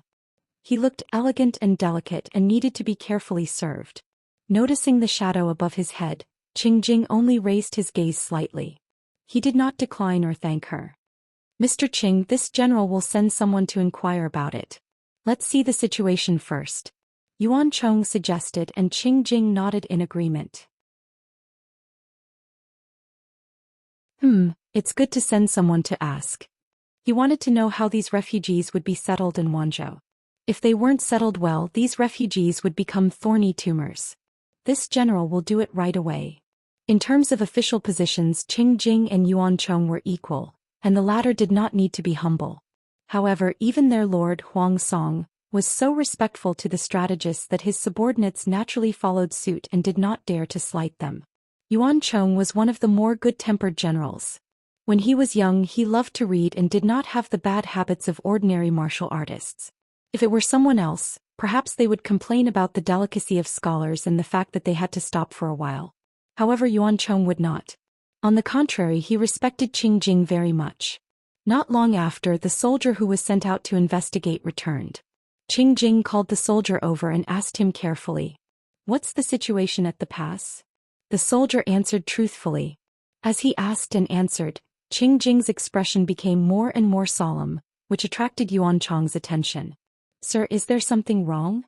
Yuan Chong carefully recalled what the soldier had just said and could not think of anything that could make Qingjing so serious. Qingjing could not withstand the heat. He had his own rules and regulations. No matter how hot the weather was, he wore his scholarly robes tightly, and his sleeves could cover half his fingers. Now that he was outside the carriage, even with a paper umbrella over his head to block the sun, he was still sweating from the heat. "There's something wrong." Qingjing's voice was a little weak and full of solemnity. Yuan Chong was suspicious. At this moment he was like a monk scratching his head. No matter how he thought about it, he could not figure out what was wrong. Although his IQ could make him look superior to ordinary generals, he could not keep up with a brain expert even if he used all his strength. Yuan Chong was puzzled. "I'm stupid. I really can't figure it out. Please enlighten me, sir." Qingjing explained. "Just now, the soldier said that Wanzhou will send people to register the refugees at the pass and carefully ask them about their origins, birthplace, age and family. They will select them one by one based on their family, gender and age. They will then form groups of 100 and bring them into the pass." Yuan Chong nodded and said, "I just think that this method is a little stupid. Not only is it a waste of time, but it's also tiring." Qingjing shook his head and said, "Waste of time? Not necessarily. As for whether it's tiring or not, it's hard to say. Registering the refugees is indeed beneficial to management. When a large number of refugees gather together, it's easy to cause trouble. If someone is sincere in stirring up trouble, it will inevitably bring trouble to Wanzhou." Wanzhou did not ignore the refugees. Instead, they sent people to register the refugees at the pass and then brought them into the pass in batches. Isn't this also surveillance? Now people are needed everywhere in Wanzhou. These refugees came at the right time. Bring the refugees to places where people are needed so that they can work there. However, Yuan Chong's thoughts went astray. He thought of forced labor and a look of pity appeared on his face. The refugees were willing to leave their homes to escape the flames of war and protect the lives of their families. But forced labor was too hard, and it was often a narrow escape from death. It was probably much scarier than the flames of war. Yuan Chong really couldn't figure it out. Why did these refugees gather in Wanzhou? He voiced his doubts, but Qingjing smiled bitterly. "You're wrong. Forced labor in Wanzhou is different from other places." Qingjing and Fengzhen knew each other. The two of them had successfully gone from pen pals to real friends during the alliance meeting. Although their positions were different, as long as they didn't mention official matters, they could still maintain a private friendship. Through Feng Zhen's words, Qingjing knew that forced labor in Wanzhou was not free or unpaid. It was more like an employer and a laborer. You contribute and I contribute money and food. It's an equal exchange. Once the refugees were uprooted, they were like duckweed without roots. Not only could Wanzhou provide a stable place to live, but it could also provide work and food. It was simply a holy land in the hearts of the refugees. When Yuan Chong heard this, he couldn't help but be speechless. If we were to distribute money and food to the people doing forced labor, how much money would that cost? Qingjing lowered his eyes and said, Lu Shi doesn't lack money. Yuan Chong nodded in agreement. That's true. Lu Shi's father Lu Shi still secretly controls Hu County. He does indeed not lack money. Qingjing looked at the slowly moving crowd of refugees in the distance. They were crowded together in a dense mass and they looked like black algae. Although the workload of registering refugees was great, the benefits that followed were endless. The most direct benefit was that the risk of a refugee riot was reduced. Another benefit was that the labor of these refugees could be used reasonably. Yuan Chong, who was beside him, said, But, even so, sir, you shouldn't look so pale.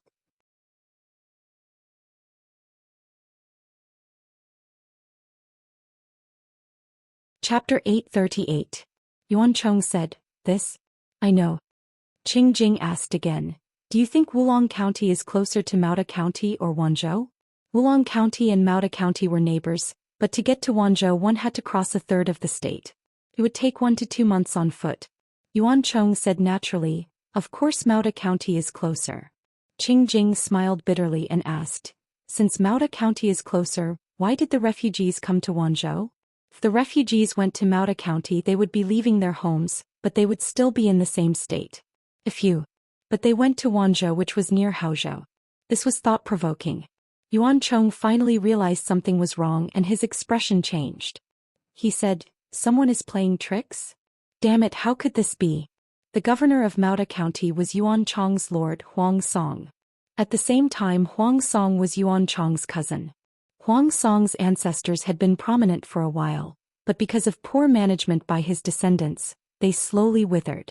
Huang Song's surname was Yuan. His grandfather died when he was young. Because the family was poor, the clan could not take care of Huang Song's grandmother, who was young and widowed. In order to survive, Huang Song's grandmother could only remarry her ex-husband's son to the emperor's favorite, Secretary Huang Tan. Huang Tan was a eunuch, but Huang Song's father was very sweet and gradually won Huang Tan's favor. He changed his surname and adopted him as a stepson, continuing the Huang family line. Later, with Huang Tan's help, Huang Song's father gradually became successful. He married and had children and even helped the family. By Huang Song's generation, the Yuan family's situation had improved. Coincidentally, Huang Song was short of people, so he reached out to help the younger generation of the family. This was why Yuan Chong came to serve Huang Song. Huang Song was Yuan Chong's idol, and Yuan Chong was Huang Song's diehard fan. How could a diehard fan tolerate hearing that his idol had been schemed against? Qingjing saw through Yuan Chong's honest thoughts and said in amusement, Playing tricks? Not really. This was a normal confrontation. Qingjing could only say that he was not as skilled as Wei Xi and could not blame his opponent for being treacherous. Today Qingjing still did not know that in terms of playing with people's hearts and public opinion, which strategist in the world could beat Wei Xi? Qingjing asked about it in detail. The refugees had all come to Wanzhou because they had heard about how great Wanzhou was from their relatives. As for how these relatives knew about this, well, in reality they had only heard about it through hearsay. There was no way to find out the source of the rumors. Wei Xi had not only set a trap for Huang Song, he had cast a wide net and spread the news everywhere, subtly influencing the people to brainwash and promote his lord. Do you still remember that Wei Xi's pen name is Zaiqi? Wei Xi had suffered a loss in his previous life. In this life he naturally had to control the steering wheel of public opinion early on and become an experienced driver. Gossiping was originally a means of public opinion. Luring children to sing nursery rhymes, hiring hooligans to spread the word, and letting wandering knights who traveled from the south to the north sell their products everywhere. These were all means of public opinion. It seemed inconspicuous, but it would play a huge role in crucial times. Wulong County was neither near nor far from Wanzhou. The people had been uprooted by the flames of war. When they thought about where it would be safer to turn to, the first thing that came to mind was Wanzhou. 1 or 2 refugees were nothing, but when the surrounding people all leaned toward Wanzhou, the blind obedience in people's bones would come into play. One group of refugees led another group of refugees, and like a rolling snowball, the refugee group grew larger and larger until it developed to the scale it was today. Out of 100 refugees, at least 60% were willing to give up what was close at hand and seek what was far away, choosing Wanzhou. To be honest, Qing Jing should be the scapegoat. As Huang Song's strategist, he could not plan everything for his lord. Instead, he let people take advantage of a loophole. He really should not have done that. What was even more frustrating was that Huang Song now had a favor to ask of Wanzhou, so he could not flare up at all. He could only pinch his nose and accept it. The refugees had legs, and no one else could decide for them where they wanted to go except for the refugees themselves. Being unable to attract the refugees was Huang Song's failure, and even more so, it was the failure of Qing Jing's subordinates. Yuan Chong did not understand, but he saw that Qing Jing's complexion was much better. He should be fine, right?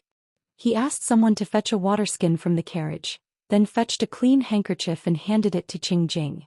Sir, wipe your sweat and drink some water to cool off. Judging by the weather, I'm afraid it'll be hot for a while. Qing Jing took the handkerchief and was about to wipe away the sweat on his forehead when he heard a clamor for help coming from outside.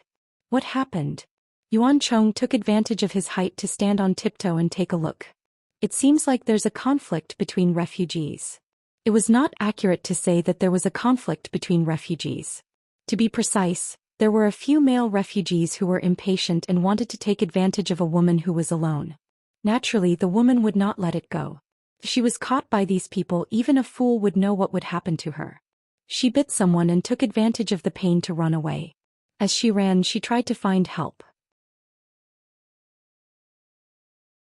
Seeing that there were many people on Qing Jing's side and that there were dozens of strong guards in uniform standing guard, she mustered up her courage and ran over.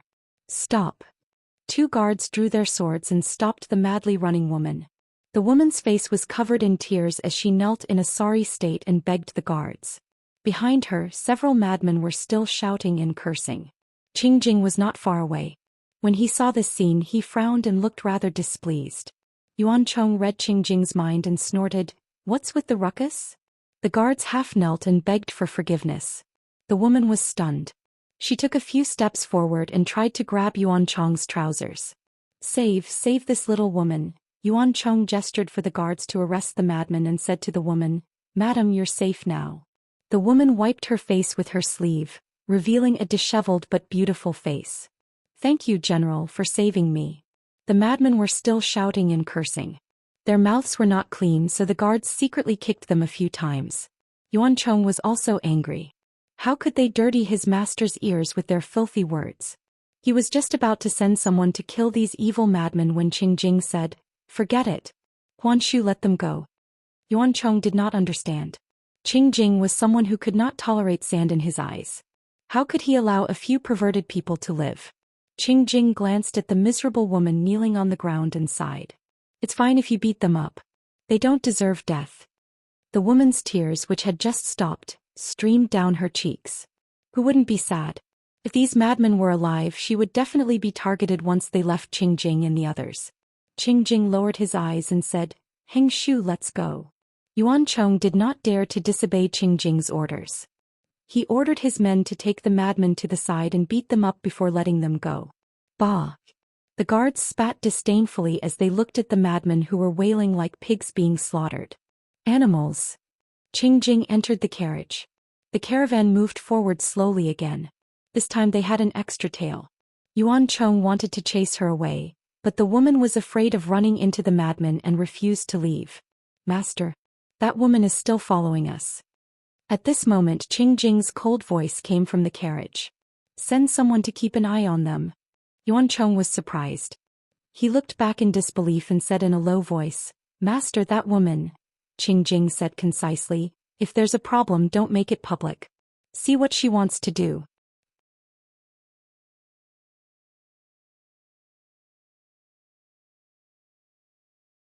Chapter 839. Yuan Chong accepted the order, but he still had some doubts.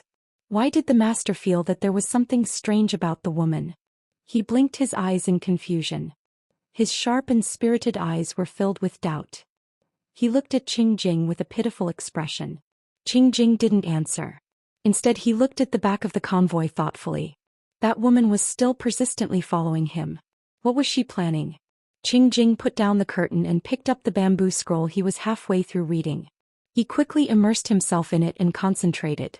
Having received the order, Yuan Chong didn't dare to underestimate the little tail following behind them. No matter how hard he racked his brain, he couldn't find any flaws. He didn't know why Master Qing Jing would suspect her at first sight. Yuan Chong stared at her for a while and thought to himself, no matter how I look at her, she doesn't look like a threatening woman. Her lower body is unstable when she walks, her breathing is rapid, and her hands don't show any signs of martial arts training. Could the master be mistaken? Of course, he didn't have the guts to voice his doubts. After all, Qing Jing relied on his brain to make a living. If his IQ was lower than Yuan Chong's, he wouldn't be considered a counselor. Could it be that the woman was hiding too much? Yuan Chong rode on the back of the horse, his right hand pressing on the hilt of his knife. He seemed to be swaying his head along with the horse's hooves, but he was actually on high alert. He stayed close to Qing Jing, keeping a distance from him and paying attention to the woman at the back of the convoy. The woman didn't know that she was being suspected. She didn't even hear the conversation between Qing Jing and Yuan Chong. 10 feet was about 34 meters. An ordinary person would barely hear anything from that distance, even if they spoke loudly. But for a peerless master like the woman who had sharp senses, it was a piece of cake. It was a pity that although she had peerless martial arts, it was learned through a skill book. The skill book could make her a martial arts master with rich combat experience. There was no doubt about that. However, she still lacked the basic qualities and habits of a martial artist. A real martial artist would always be vigilant at all times. It wasn't a deliberate action but a habit like Jiang Pingji. As for the woman in front of him, she had peerless martial arts. If she met someone at the same level as her, she would still be defeated. She stepped on a piece of gravel and slipped, almost twisting to the ground. She cried out in pain. Her voice was faint and soft, as if she was sobbing and moaning. It touched the softest part of her heart. When Yuan Chong heard this sound, his body stiffened and he unnaturally tightened his grip on the horse's belly. If he was already like this, the other ordinary guards were even more shameful. "Madam, can you not follow us? This is the pass to Wanzhou, and those madmen have been beaten up, so they probably won't bully you again." Yuan Chong rode forward and lashed the horse whip in his hand on the shoulders of a few guards. They cried out in pain and took 2 steps forward with an unnatural expression, as if there were some jackals, wolves, tigers, or leopards chasing after them. Oh my God, that sound was too seductive. The woman sat paralyzed on the ground. Her hair fell to the side of her face, making her palm-sized face look even more pitiful. Her watery eyes seemed to be able to drown people. General, this little woman," the woman stammered, unable to speak. She twisted her fingers and sleeves nervously. Her eyes were red and misty. She was probably frightened. It wasn't easy for her to find a sense of security, but she was driven away by a fiendish martial artist. She looked very pitiful. Yuan Chong said, "Madam, we are entering the pass to visit our relatives. It's not convenient for you to follow us." What needed to be said had been said, but the woman still refused to leave. Of course she couldn't leave. She had used a few pieces of silver to hire the madman to put on a show. If she didn't achieve her goal, wouldn't she lose a lot? At first, Yuan Chong couldn't detect anything wrong with the woman, but after repeatedly driving her away, she still refused to leave. He became suspicious. The woman was none other than the woman who had been targeted by Jiang Pingji earlier. The woman was full of confidence, but it was not without reason. If she hadn't met people like Jiang Pingji or Qing Jing who were meticulous in their observation, the possibility of the woman getting away with it was very high. Even with Jiang Pingji's harsh qualifications, she could give the woman's disguise a score of 60 points. It was naturally difficult for ordinary people to see through it. For example, Yuan Chong didn't notice anything wrong at first. However, a perfect disguise not only required a flawless appearance, but also superb acting skills and thorough details. No matter which part of the disguise was slightly flawed, It was very easy to expose one's identity. The woman had learned her lesson a few times before. She had put a lot of effort into disguising herself. There was nothing wrong with that. The problem was that she had chosen the wrong place and time, which was why Qingjing had seen through her disguise. Now that they were about to enter Wanzhou's checkpoint, there were soldiers outside to maintain order. Which refugee would be so bold as to chase after a good-looking woman with the intention of raping her? Don't forget, the magistrate of Wanzhou was a woman. Would she allow such a thing to happen at the border of Wanzhou? Was a momentary lust for beauty more important, or was her own life more important? When Yuan Chong said he wanted to hack the madman to death, the madman's reactions were very interesting. Qingjing wasn't blind, so how could he not see it? Apart from that, the woman's eyes and temperament were also failures. She didn't have the confusion and numbness that an ordinary refugee should have. For a woman to be able to escape from Wulong County to Wanzhou, she must be very wary of the outside world. She wouldn't easily reveal her true appearance. But what did the woman do after escaping danger? She used her sleeve to wipe her face, revealing a disheveled but beautiful face. Was this reasonable? Flaws like this were everywhere.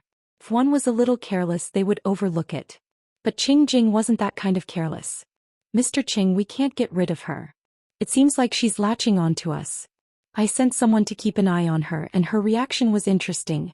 It's like she came from that kind of place. Yuan Chong lowered his voice to the window. He paused mid-sentence and swallowed the rest of his words. His master was a bright moon in his arms. How could he dirty his ears with such vulgar words? Qingjing put the bamboo slip in his hand aside, straightened his slightly wrinkled sleeves and said thoughtfully, "Forget it. When we enter the pass, we'll send her away." Although he was suspicious, this was still Lu Shi's territory. Qingjing couldn't figure out the woman's intentions, and he was afraid that she was from Wanzhou. It wouldn't be good to kill her. To avoid trouble, it was better to be cautious. There were too many refugees waiting in line outside the pass. They waited until sunset before they were allowed to enter. Yuan Chong sent the woman away according to Qingjing's instructions. She sobbed and limped away. The moon was high in the sky. The convoy had no choice but to sleep outside. Qingjing always had a regular schedule. Even if the conditions were bad, he could still fall asleep on time. He closed the curtains and took off his outer robe. Just as he was about to sleep, there was an unfamiliar fragrance in the carriage. Qingjing suddenly opened his eyes, drew the scholar's sword he wore, and stabbed it at the source of the fragrance. Hingshu.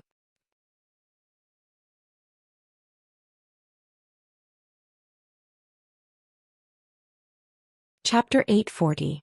Sir, Yuan Chong, who was in a light sleep, heard the commotion and hurriedly jumped into the carriage.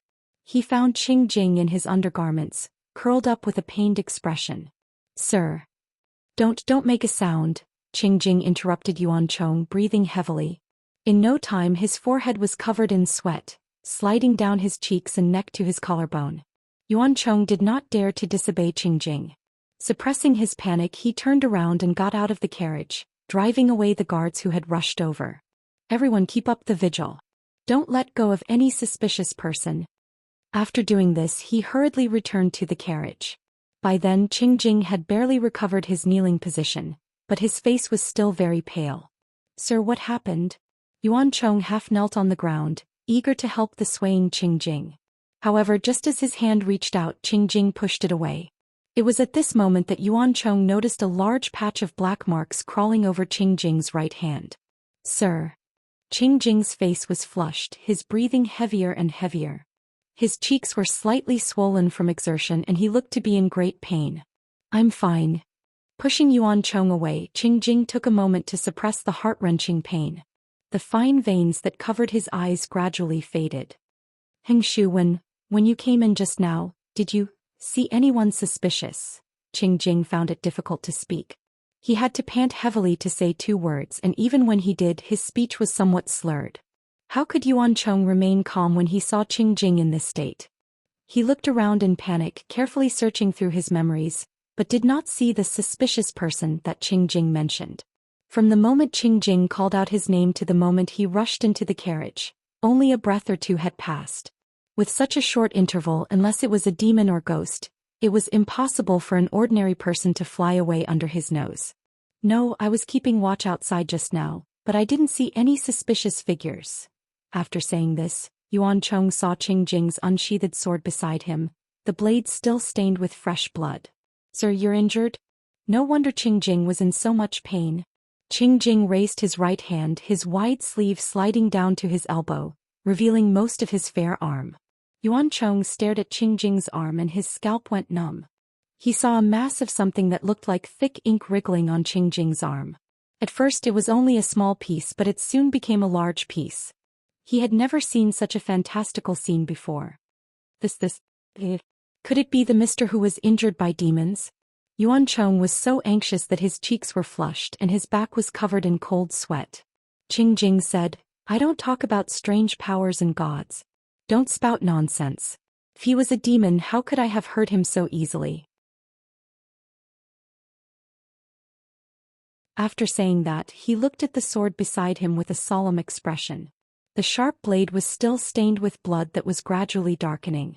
Yuan Chong was surprised and the way he looked at Qing Jing changed. Scholars practiced the 6 arts of the nobleman: etiquette, music, archery, imperial strategy, calligraphy, and mathematics. To them, carrying a sword was more ornamental than practical. To scholars, the significance of a sword was the same as jewelry to women. However, this didn't mean that they couldn't fight. In fact, those scholars who could roam outside were all capable of both literature and martial arts. They might not be able to defeat generals, but they had no problem dealing with ordinary people. Yuan Chong calmed himself down and asked, Mister, do you feel any discomfort? My head hurts a little, but it's nothing serious. I stabbed that assassin. Get someone to follow the blood trail. Qing Jing raised his hand and pulled down his sleeve, covering the ugly, strange jet-black mark. Recalling the fragrance of cosmetics, the woman he saw during the day floated into his mind, and he became more vigilant. Mister's hand. Do you want to find a doctor to take a look? Seeing Qing Jing's calm reaction, Yuan Chong's panic that was growing like a vine in his heart also diminished. Someone who could be injured by Qing Jing naturally couldn't be a demon. Since it wasn't a demon, there was no need to be afraid. Perhaps there was a traitor in the convoy and the two of them worked together, so Yuan Chong didn't notice any suspicious person in his panic? Not for now. Qing Jing's expression was solemn and he waved his hand weakly. That person will come back. Increase the patrols. Qing Jing was injured in front of Yuan Chong's eyes. This was a great humiliation to him. However, he couldn't let the same thing happen a second time. Yuan Chong said firmly, Yes, don't worry, mister. I will definitely guard this place to the death and not let any suspicious person escape. This night was destined to not be peaceful. Yuan Chong didn't dare to sleep and the other guards didn't dare to let their guard down. In the latter half of the night, Qing Jing was so tired that he couldn't help but close his eyes to take a nap. If it was any other day, Qing Jing would have a dreamless night until dawn, but today was different. Dreams came one after another. Rather than calling them dreams, they were more like memories of childhood, adolescence, and youth. Most of them were experiences that left a deep impression on him. However, Qing Jing felt that the dreams were a little strange. For no reason, there was an unknown person beside him. Who was this person? In the dream, Qing Jing was puzzled. Looking at the figure, it should be a woman. A fragrant wind lingered around her, and her footsteps swayed gracefully. An ethereal voice rang in his ears. She's your lord, your benefactor, your best friend. She's someone you can never betray. Qing Jing was sleeping soundly, but his brows were furrowed, and he kept resisting the voice in his heart. What nonsense! When the carriage was filled with a hazy light, Qing Jing slowly woke up, and his 5 senses gradually returned to him. Just as he was about to get up, his head felt like it was going to explode. Hing Shu! He called out. In the next second, the curtain of the carriage was lifted, and Yuan Chong bent down to enter. Any news? Yuan Chong knew what Qing Jing was asking about, and he said guiltily, I'm ashamed and I've learned something. Forget it. After a short rest, we'll continue our journey. Qing Jing's brows were furrowed and his fingers subconsciously rubbed his temples. He said hoarsely, Finish this as soon as possible so that the Lord doesn't have to wait for too long. She's your lord, your benefactor, your best friend. She's someone you can never betray. Not only in his dreams, but even when he was awake, the voice rang in his ears like a ghost. Qingjing didn't tell Yuan Chong about these details. Instead, he stared at the mark on his right hand, and there was a hint of ruthlessness in his eyes. On the other side, the person who had been stabbed by Qingjing was also full of anxiety. Because Qingjing was a scholar, his sword was always sheathed at his waist. She had been careless for a moment and did not expect Qingjing to be so vigilant, stabbing her without warning. Fortunately, she had the system portable space and escaped quickly, or else she would have been caught red-handed. System, the loyalty talisman should have been planted, right? The system said. The planting was successful, but Qingjing is tenacious and cautious, so the loyalty talisman can't take effect immediately. We can only slowly grind it out. Ordinary people lack judgment and were easily deceived. This loyalty talisman usually took effect immediately when used on them. If they encountered someone with a high IQ, the success rate would plummet to less than half.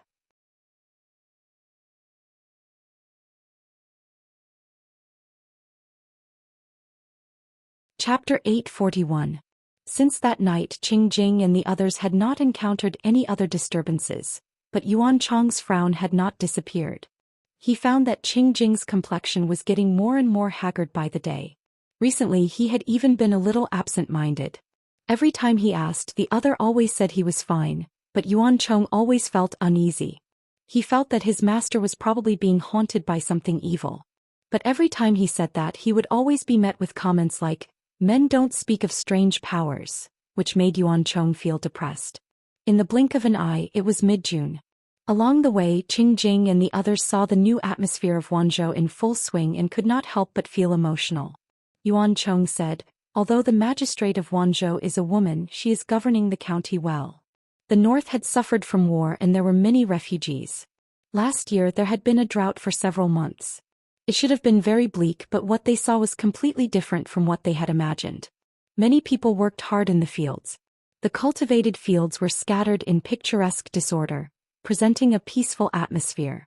Qingjing did not say anything. In his opinion, as a ruler, governing the people and treating his subordinates depended on one's ability. It had nothing to do with gender. Not long after Qingjing and the others entered Wanzhou, Jiang Pingji found out. When they arrived, she was already ready to welcome them. "Master, you say this is really Xiangyang district? I can't tell at all. If you say this is Shangjing, some people will believe you. Master, you said that Lu Shi is the magistrate of Wanzhou. Why is he here instead of staying in the prefecture?" As the saying goes, clothes make the man while horses make the saddle. Yuan Chong, this tall and sturdy man, changed out of his coarse hemp clothes and put on a fine silk robe. He looked a bit more noble and less boorish. He chattered in Qingjing's ear, his power comparable to dozens of ducks. Qingjing frowned. "Silence." As soon as he said that, Yuan Chong stopped talking as if his mouth had been sewn shut.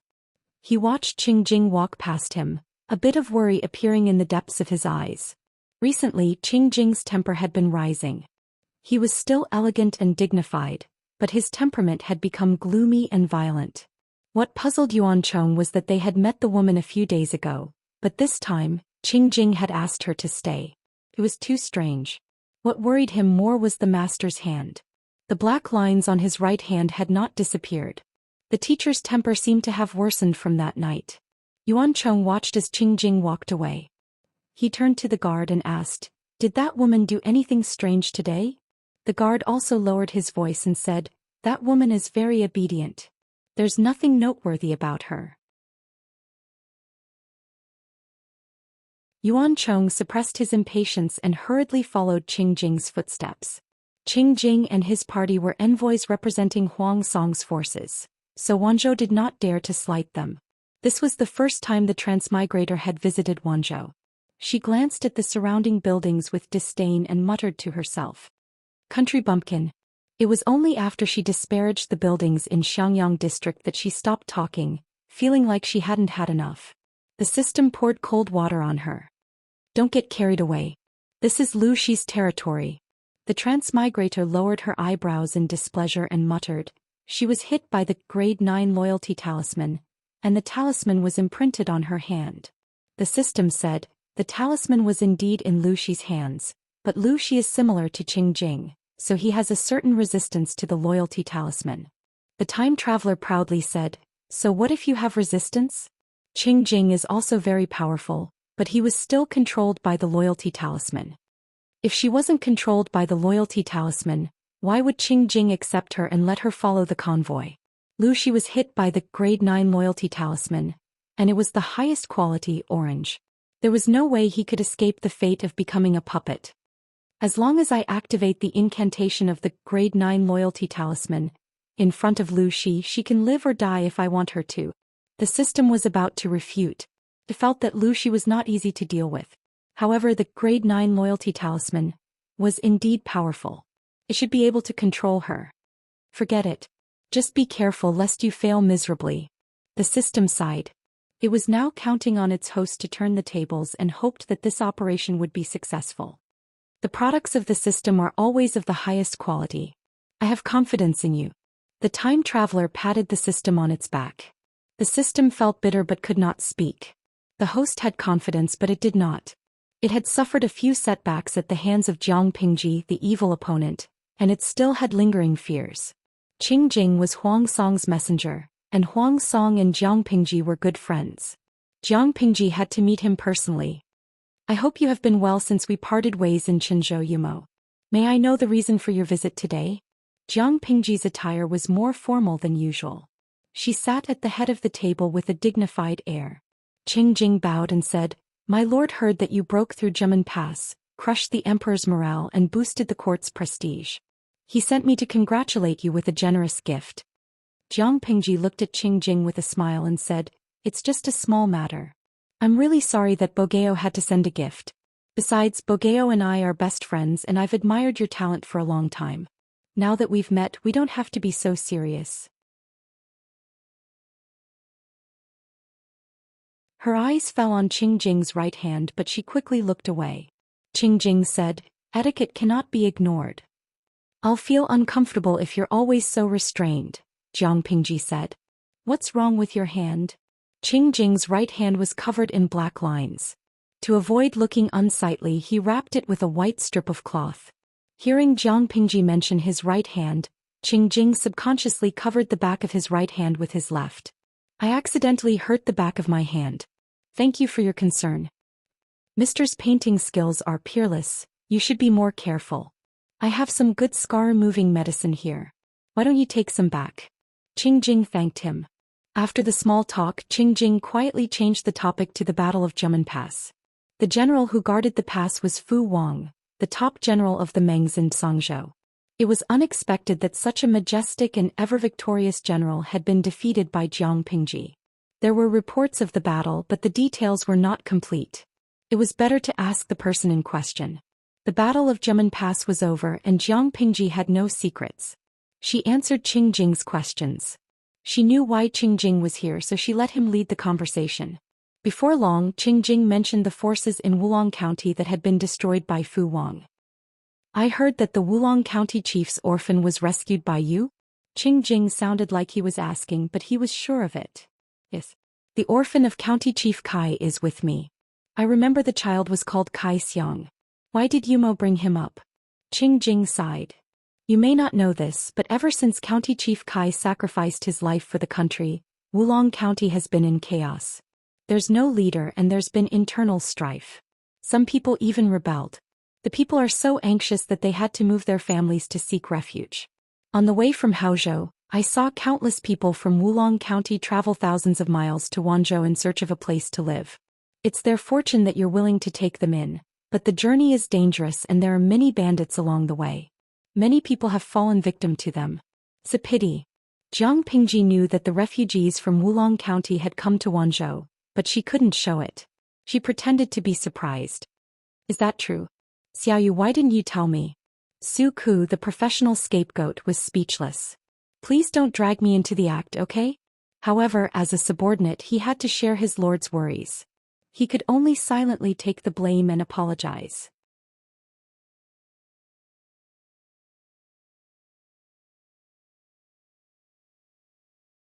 Chapter 842.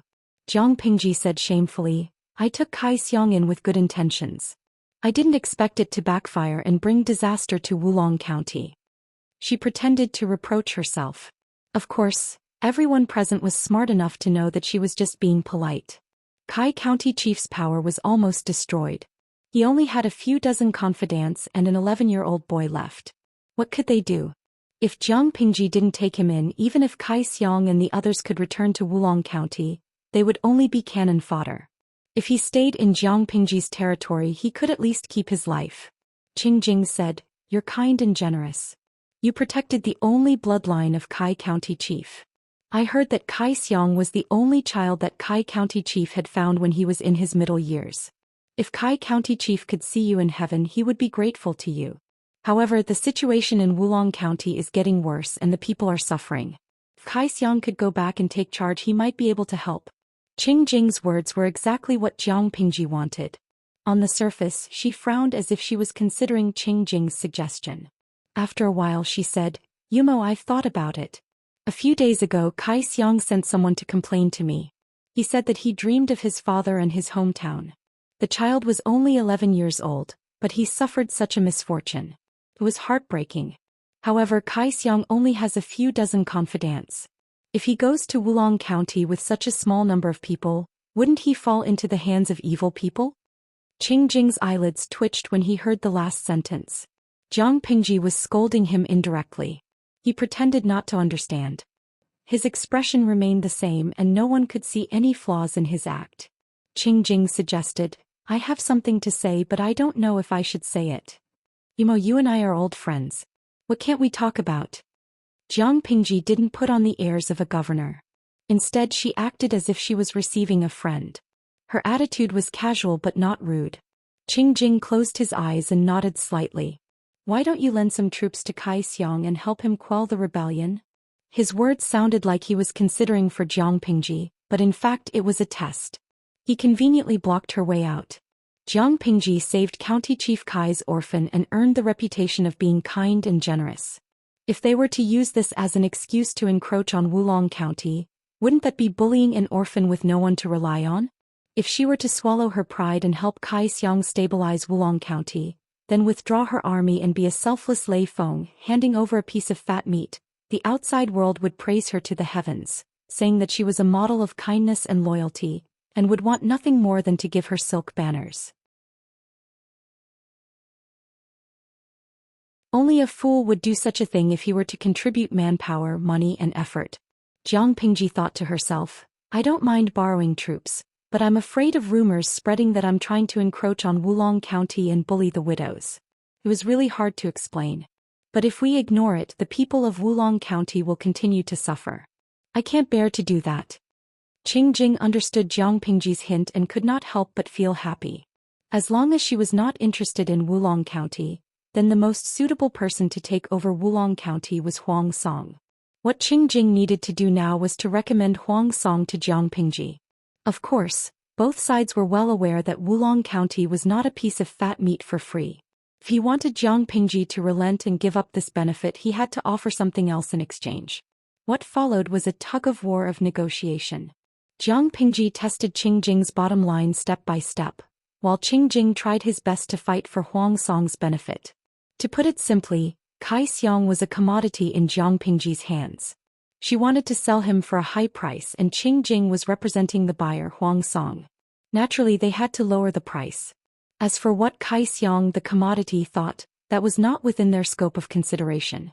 Jiang Pingji kept the livestream open and the audience listened to the two of them haggle back and forth. Although their words were reserved, their meaning was the same. The more the audience listened, the more their worldview shattered. Bao Bao Xingku, I have a question. When the streamer and Qing Jing traded Kai Xiang, did Kai Xiang's father know? Terminal obsessive-compulsive disorder patient. Kai Xiang's father was hacked to death by Fu Wang a long time ago. How would he know?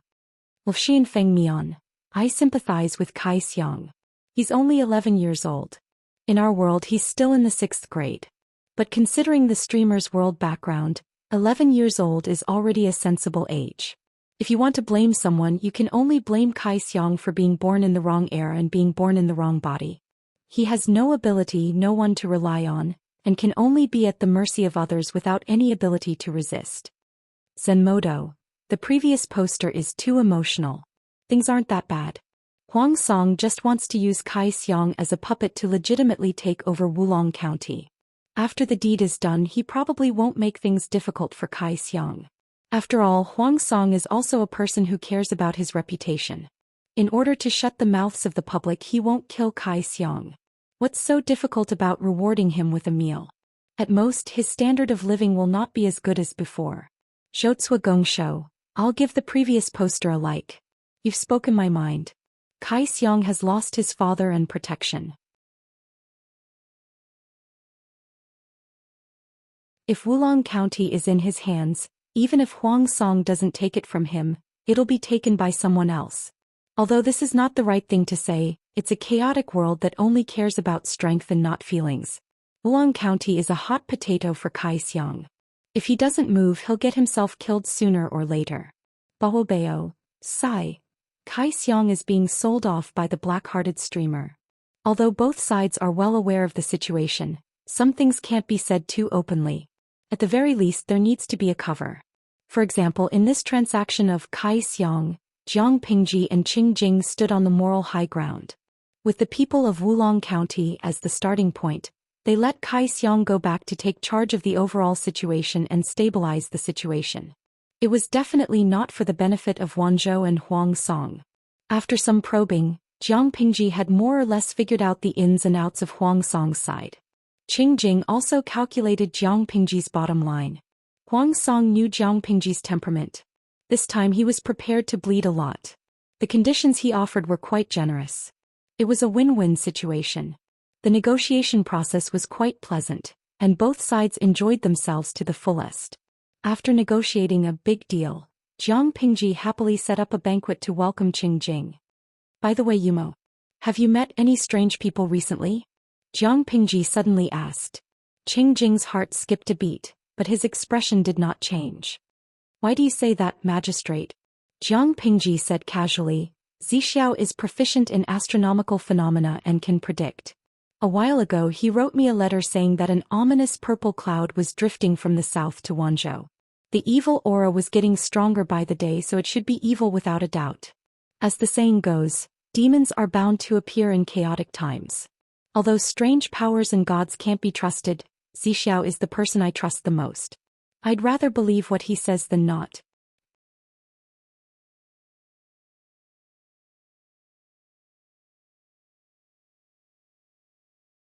Chapter 843. Jiang Pingji denied it. That's not what I meant.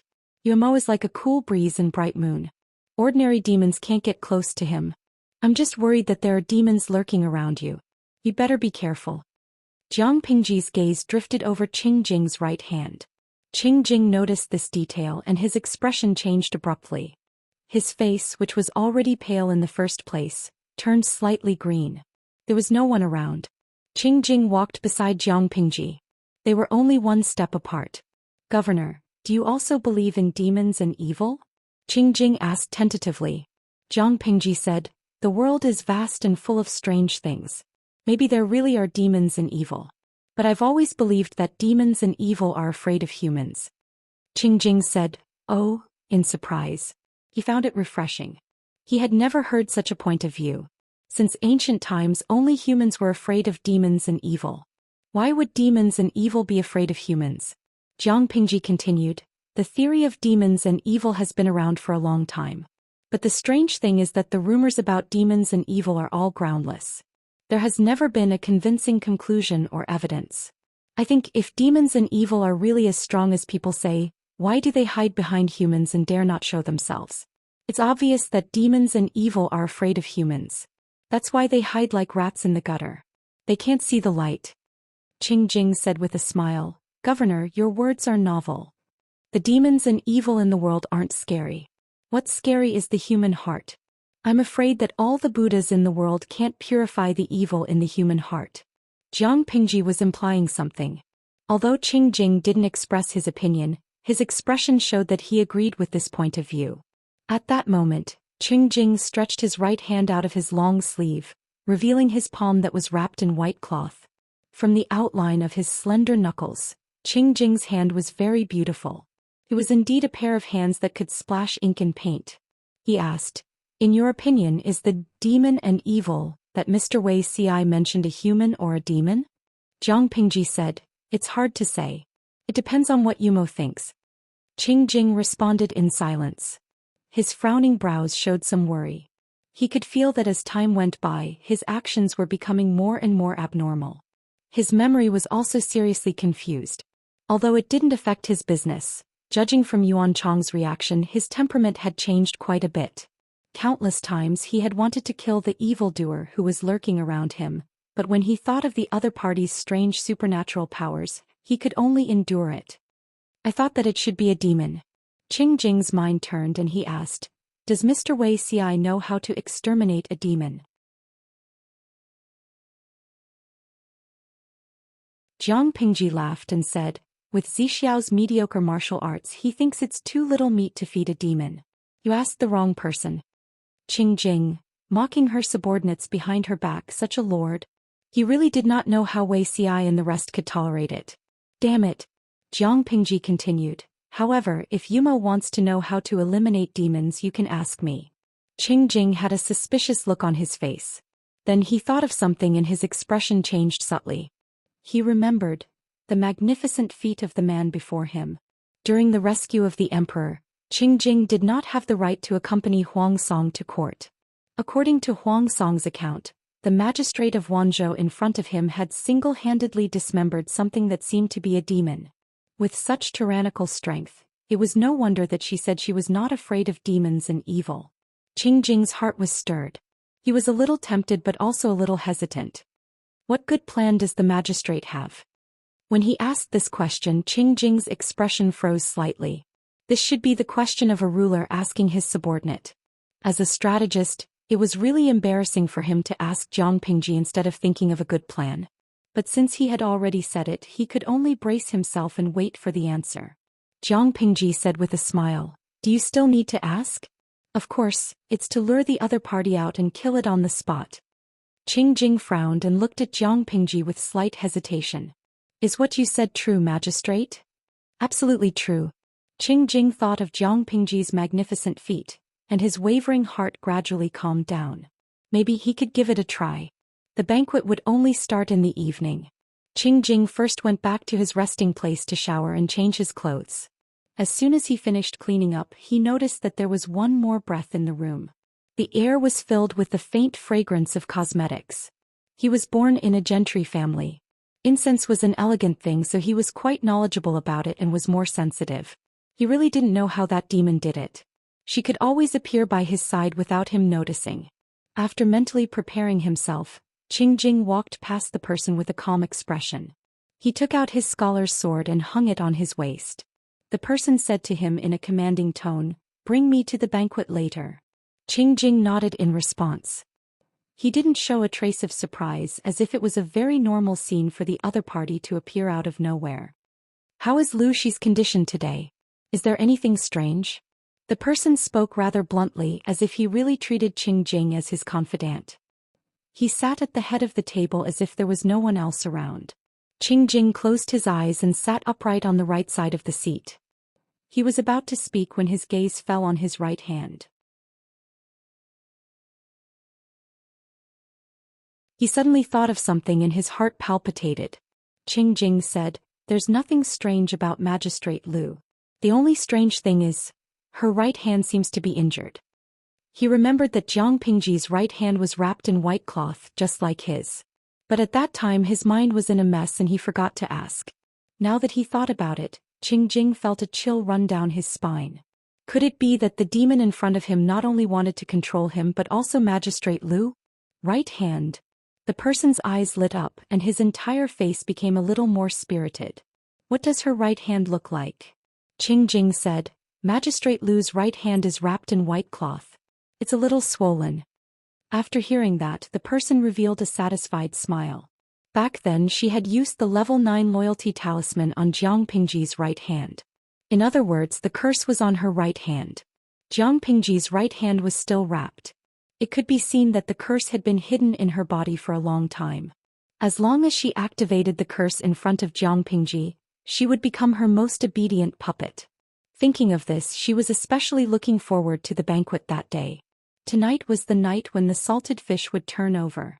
Qingjing secretly placed his hand on the hilt of his sword. He took a deep breath and calmly got into the carriage. The carriage wheels rolled forward leisurely, heading toward the district headquarters. The person sat in the same carriage as Qingjing. She even stretched her legs inelegantly and leaned against the seat in a crooked manner. She alone occupied 2/3 of the space in the carriage. Her indecent behavior made Qingjing's heart burn with anger, but he could only pretend that he did not see it. When they were about to reach their destination, the person ordered Qingjing, "When the banquet is over, find an excuse to lure Lucy out and get her to come see me. If Lucy wants to kill me, you must stand in front of me, understand?" The curse had not been activated. Lucy was still a demon. She needed someone to be her scapegoat and buy her time.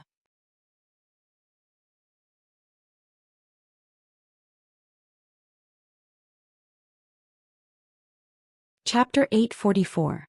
For a normal banquet, the steps were pretty much the same. Welcoming the guests, announcing the ceremony, starting the banquet, music and dance. To put it bluntly, it was just eating, drinking, playing and chatting. Qingjing was preoccupied with his own thoughts, so how could he have the energy to pay attention to the dishes and wine? He had already mentally prepared himself to be distracted while watching the song and dance. At least he could muddle through this difficult period of time. In the end, the customs of Wanzhou's banquets were very different from those of other places. They were given food and drinks, but they weren't allowed to watch songs and dances. Qingjing couldn't just sit there in a daze, could he? One could say that he was in a daze while watching the song and dance because the song and dance was too beautiful, so he was mesmerized by it. But now there was only good food and wine, no singing and dancing beauties. If he was in a daze, what excuse could he use? The food and wine were too tempting, so he was dumbfounded. Qingjing didn't have much of an appetite. Seeing that Jiang Pingji had no intention of summoning him to dance, he could only lower his eyelids and raise his hand to pick up his chopsticks. He had thought that he would lose his appetite after eating a few mouthfuls, but he had never expected that the dishes at the banquet would be so delicious and exquisite that his appetite was aroused. As an honored guest, Qingjing sat at the first seat on the right side of the hall. Yuan Chong sat at the table beside him. Yuan Chong secretly looked around as if he was looking for traces of the dancers, but the result was disappointing.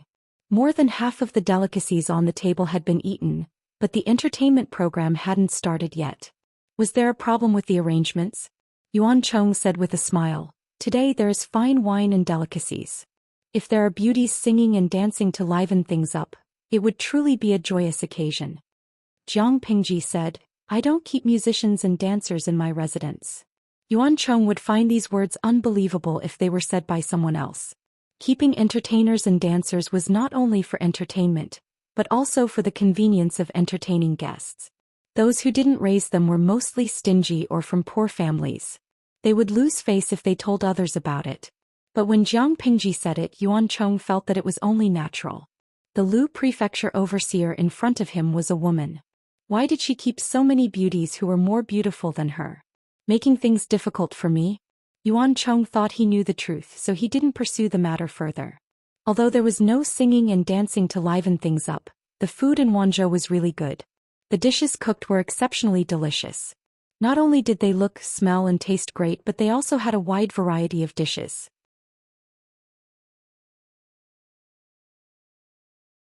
Even though he was already feeling a little full, he still couldn't help but reach out his chopsticks when he saw the new delicacies that the maidservant had brought over. Today's banquet is to welcome the 2 envoys. If there were no singing and dancing, it would indeed be a little desolate. Su Ku, who was standing at the side, stepped forward to smooth things over.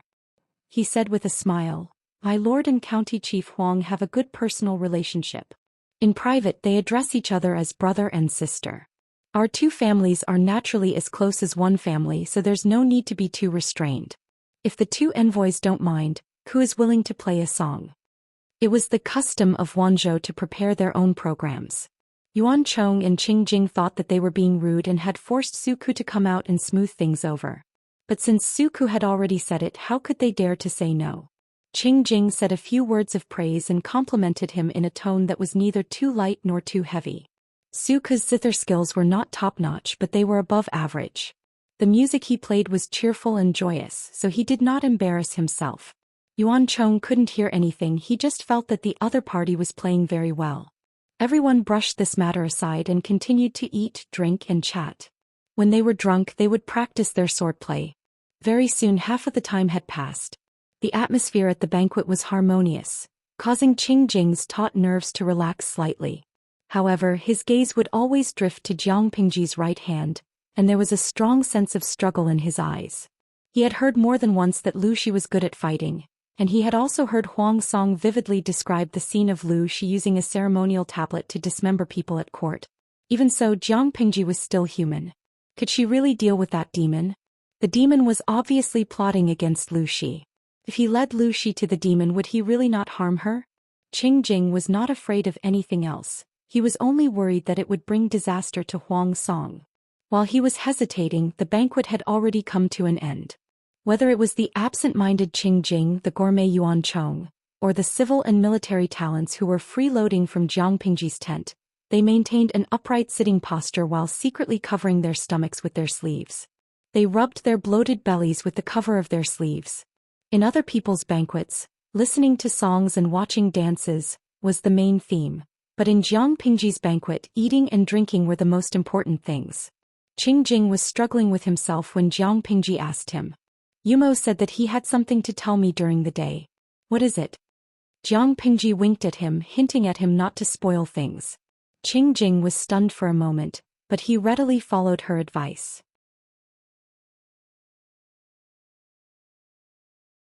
He bowed and said, "My lord ordered me to pass on a message. If it's convenient, I would like to discuss it in detail with you in private." Official matters certainly could not be discussed at the banquet. It was normal to ask for the attendants to be dismissed or to discuss it in detail in private. Jiang Pingji said, "Of course." The banquet ended and Qing Jing let Yuan Chong return to the place where he was staying. "I have something important to discuss with you in detail. Mingshu, you don't have to wait outside. Just leave a carriage behind." After giving instructions, Qing Jing left with Jiang Pingji.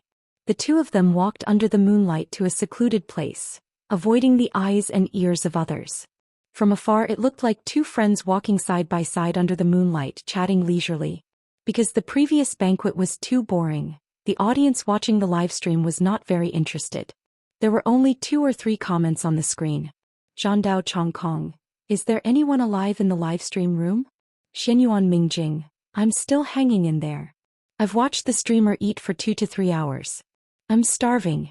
I'm holding a bucket of instant noodles and gnawing on it." Sai Pu, "I'm hanging in there too.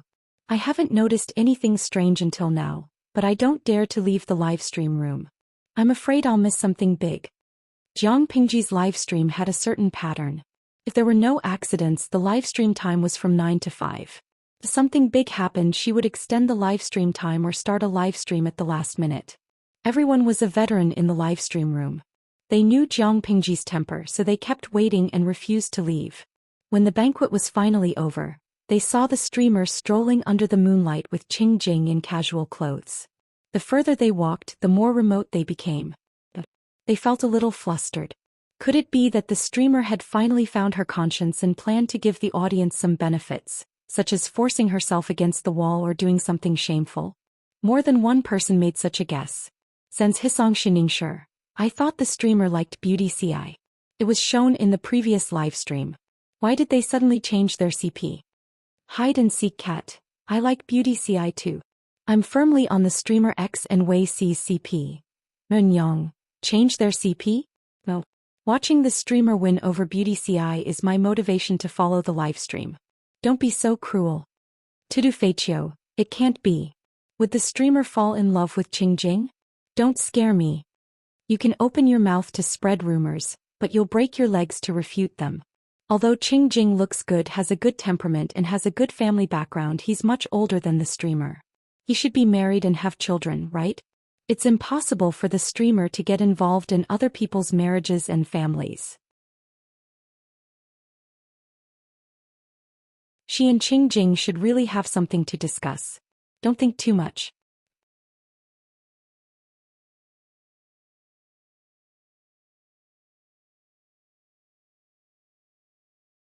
Chapter 845. Jiang Pingji said, "This place is secluded enough. Just say what you want to say. Qing Jing looked at Jiang Pingji helplessly. She was the one who initiated it. How did it turn into him seducing her? What should he say? He had nothing to say. Because of the seal on his hand, Qing Jing could sense that the demon was nearby. He became more vigilant. He said, "It's a long story," Jiang Pingji said. "It's okay. You can make it short." Qing Jing was speechless. The audience in the streaming room burst into laughter. Qing Jing was Huang Song's counselor, not his own counselor. He shouldn't bully him like that. Fortunately, Qing Jing had good mental fortitude. His expression only froze for a moment before returning to normal. His mind raced as he searched for the ink in his stomach. Very quickly, he fabricated a plausible urgent matter. Jiang Pingji was very cooperative. She either nodded or frowned. Occasionally she even gave her opinion. Qing Jing secretly sighed. The magistrate of Liuzhou was also a talent. His ability to fabricate nonsense was no weaker than his own. They talked as they walked. Jiang Pingji's attention seemed to be attracted by Qing Jing's words. The moonlight that was as cold as water shone down, elongating their shadows. They went around a rockery. Their field of view was facing the direction of the moon. In front of them was a dense cluster of abandoned rockery. The shadows were thick. Something was hidden there, no one would be able to find it. As time passed, Qing Jing's heartbeat became louder and faster. It was almost in his throat. He felt a scorching heat on the back of his right hand. He knew that the demon was nearby. She was less than 10 feet away from him. At that moment he heard a roar. A dark blue light attacked Jiang Pingji from the shadows in front of him. "What are you waiting for? Surrender." Everything happened too suddenly. Qing Jing instinctively made a defensive move, trying to block the strange blue light.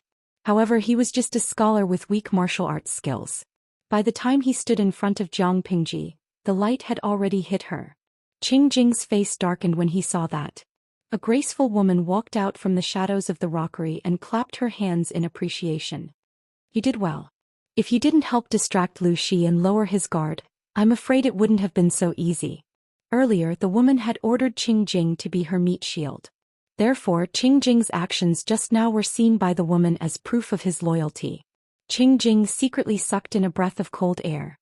With a calm expression, he moved sideways and retreated to the side. However, his hand was placed on the hilt of the sword at his waist. The woman calmly stepped forward and giggled.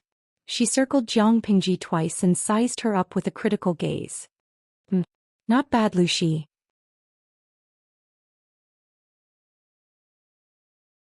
The woman stood in front of Jiang Pingji and suddenly reached out her hand to pinch Jiang Pingji's chin. She used a lot of strength and forced Jiang Pingji to lift her head. "You don't look good. You look like a man. Is Lu Shi Lu Shi?" Jiang said. "I don't. This. With the help of the moonlight, Qing Jing saw that Jiang Pingji's expression was blank. There were traces of slackness in her eyes, like a piece of wood. His heart thumped fiercely, and the hand that was holding the hilt of his sword tightened. His slender knuckles tightened, revealing a little pale. The woman wasn't satisfied. She pushed Jiang Pingji to the craggy rockery with a vicious look in her eyes. "Come, kneel down and lick my toes." At the side, Qing Jing's arrogance soared. How dare this monster humiliate others like this? Just as he was about to draw his sword, Jiang Pingji waved her right hand at him, signaling him to move away. Qing Jing was speechless. He had met the ancestor of acting. The woman didn't let go. He changed her mind. She looked at Qing Jing, who was watching Jiang Pingji's performance, and curled her finger at him. "Come here." "Qing? An innocent spectator?" Qing Jing was speechless. He took a few steps forward, but his mind was much more relaxed. He wanted to see what kind of show was going to happen next. "I'll give her to you today. She's still a virgin." On the other side, the streaming room was in an uproar. The audience had been following the stream for many years. They had never seen Jiang Pingji treated like that. That woman pinched the streamer's chin with her claws, pushed her to the rockery and made her kneel and lick her toes? Lick your balls. If that wasn't enough, she wanted to humiliate the streamer's body? How despicable. Sai Weiyan, I have a curse that I want to throw in her face right now. Muzhong, is the streamer bewitched? Wake up. The fairy queen's crimson. Qing Jing, if you King touch the streamer's finger, I'll crawl along the cable and chop you up. There were only a few comments on the bullet screen, but it exploded in an instant, flooding the screen like a blowout. Then an orange-yellow bullet screen caught their attention. Host V. I forgot to inform you that I'll be increasing the number of people in the streaming room. According to the plan, the streaming room will be connected to another dimension. When the time comes, I'll broadcast it to the audience in both dimensions. The streaming room has limited seats. Remember to subscribe. The 150,000 viewers were speechless. Their anger was extinguished by Jiang Pingji's notice. Handsome white rabbit, damn it. The drama queen is cheating my feelings. At the same time, Qing Jing's face turned green. He was enraged. The evildoer didn't know, but he knew that Jiang Pingji was sober. Lu Shi was the governor of Wanzhou. How could she treat him like an ordinary woman?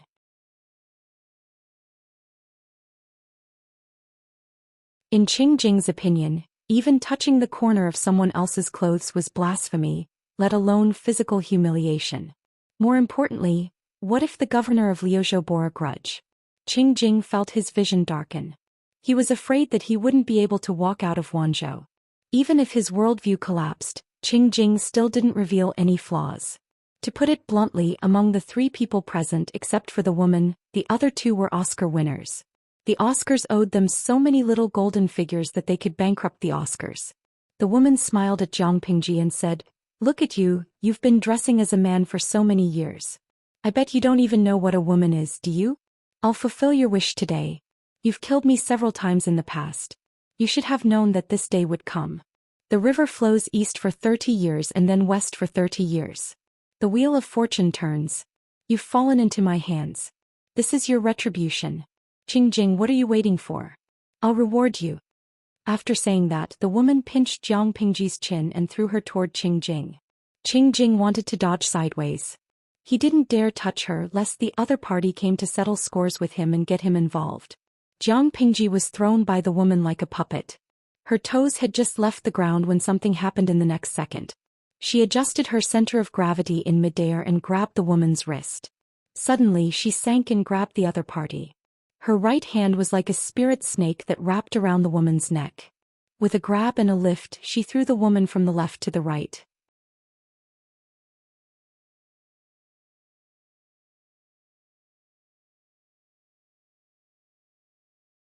Chapter 846.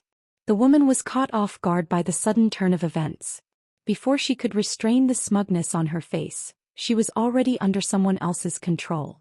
Wuxia, you're not being controlled? Why aren't you being controlled? You be *T, are you trying to trick me? The woman was anxious and helpless. Her heart was pounding in her left chest. She could not help but think of the fear of being controlled by Jiang Pingji. Impossible. You must be being controlled. The woman tried to struggle, but Jiang Pingji was terrifyingly strong.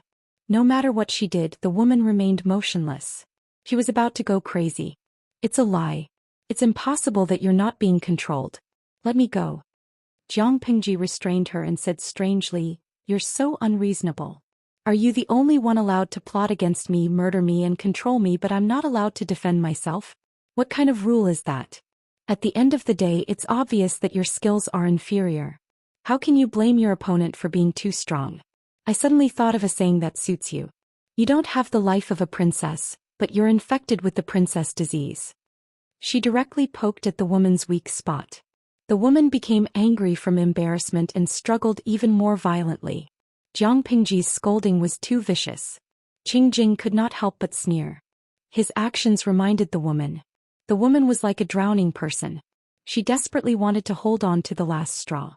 Flustered and exasperated, she said, "Qing Jing, kill her." Jiang Pingji laughed and said, "Yumo's martial arts are inferior to mine. How can he kill me?" The woman said angrily, "Lu Shi, if you kill Qing Jing, do you think Huang Song can still maintain his sibling relationship with you?" Jiang Pingji tilted her head in surprise. She glanced at the motionless Qing Jing and smiled. "I thought your brain had been eaten by pigs. I didn't expect you to still have some left. But what's the use of that? I'll give you a piece of advice. Remember it in your next life. Don't think that you're the only smart person in the world. People who think they're smart often die miserably. I won't hurt Yumo, but before you give the order, you have to make sure that he's not being controlled by you." Jiang Pingji's words pierced the woman's spleen and lungs. The woman was so angry that her eyes turned red and overflowed with intense hatred. The woman was panting. Her hair was messy, her cheeks flushed red, and the corners of her eyes shone with tears. Beside him, Qing Jing fell silent. If he did not know the cause and effect, he would have thought that Governor Lu was bent like a mosquito coil and was about to destroy a flower. Qing Jing. Kill her. Hurry up and kill her, trash. The woman refused to believe it. She couldn't control Lu Shi, but could she not control a stupid ancient man? Qing Jing let out a long sigh when his name was called out again. He said to Jiang Pingji, "Magistrate of Liushou, should I give way?" This was said to Jiang Pingji, but it was also a disguised rejection of the woman's order. The slap to the face came too quickly like a tornado. She said to Qing Jing in the tone of a considerate little princess, "Move aside, move aside.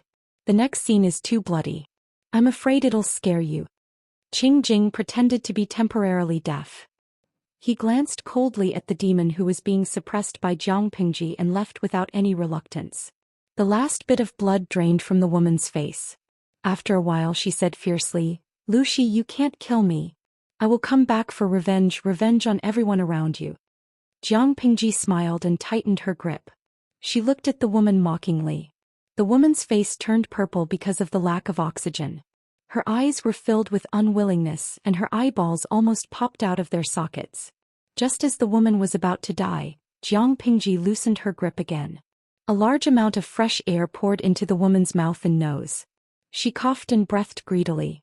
The feeling of being on the verge of death but not dying was too terrifying. She did not have the courage to try it a second time. "If you have any grudges, come at me. I can at least respect you. You shouldn't have set your eyes on the people around me," Jiang Pingji said with a smile. Her calm voice added some gentleness, but the woman did not feel any warmth. Instead she trembled all over. The woman trembled and said shakily, "I can't die, but will come back. Lu Shi, don't ever let me get the chance. Otherwise I will make sure you end up like that shameless mother of yours. Just you wait." Jiang Pingji said with a smile, "You've already threatened me. Do you think I will give you a chance to rise again?" Perhaps it was because she knew she was going to die, the woman regained some calmness. She had the system and countless chances to start over. She could afford to lose. At most she would continue to owe a huge debt to the system. The woman said crazily, "You can't kill me." At that moment, Jiang Pingji moved closer to her ear.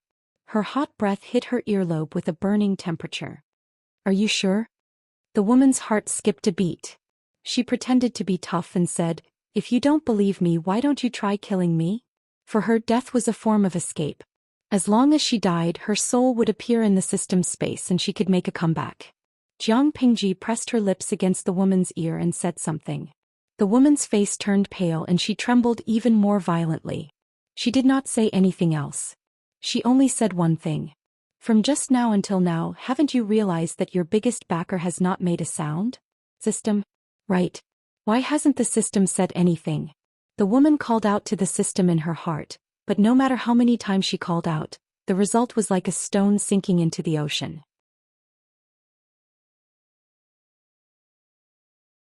There was no response at all. She became more and more flustered. Why hasn't the system responded? Jiang Pingji seemed to know what she was thinking. She said with a smile, "The system is not omnipotent. It can't even protect itself now. How can it care about a useless person like you?" The woman shook her head in disbelief. Her face was full of fear. She did not care that her vitals were being clamped by Jiang Pingji. She stretched out her well-maintained hands and grabbed the ground. She did not care even if her nails were broken. She just wanted to crawl away. She did not want to be so close to Jiang Pingji. What kind of person could cause the system to be at a loss for what to do? "Lu Shi, spare me, spare my life." The woman's face was covered with tears of fear. The bruises left by the suffocation had not completely faded. Coupled with her shrill screams, she actually had the demeanor of a ferocious ghost. She begged for mercy, "Please spare my life." "Beg? Isn't it too late now?" Jiang Pingji asked her with a smile. Downwind was as mad as a dog. Against the wind he knelt and begged. "Speaking of which, could she have a little backbone? Spare me. I'll tell you a secret. Don't you want to know how your mother, Gu Min, died?" The woman cried until her tears and snot dripped down her face. There was no trace of a peerless beauty. She was so embarrassed that she looked like a crazy woman. She said, "Let me go this time. Just let me go this time. I won't go against you anymore. I'll tell you who killed Gu Min." The audience in the streaming room was eating melons with a smile. They felt that today's streaming was not boring. They were waiting for the streamer to kill the demon again. They never thought that it would involve the past of the previous generation. Didn't the streamer's mother die of natural causes? Jiang Pingji lowered her eyelids and sneered. "Didn't you kill my 2 brothers and cause my mother to die of a serious illness?" The woman pounded the ground in anger. Her eyes were full of hatred.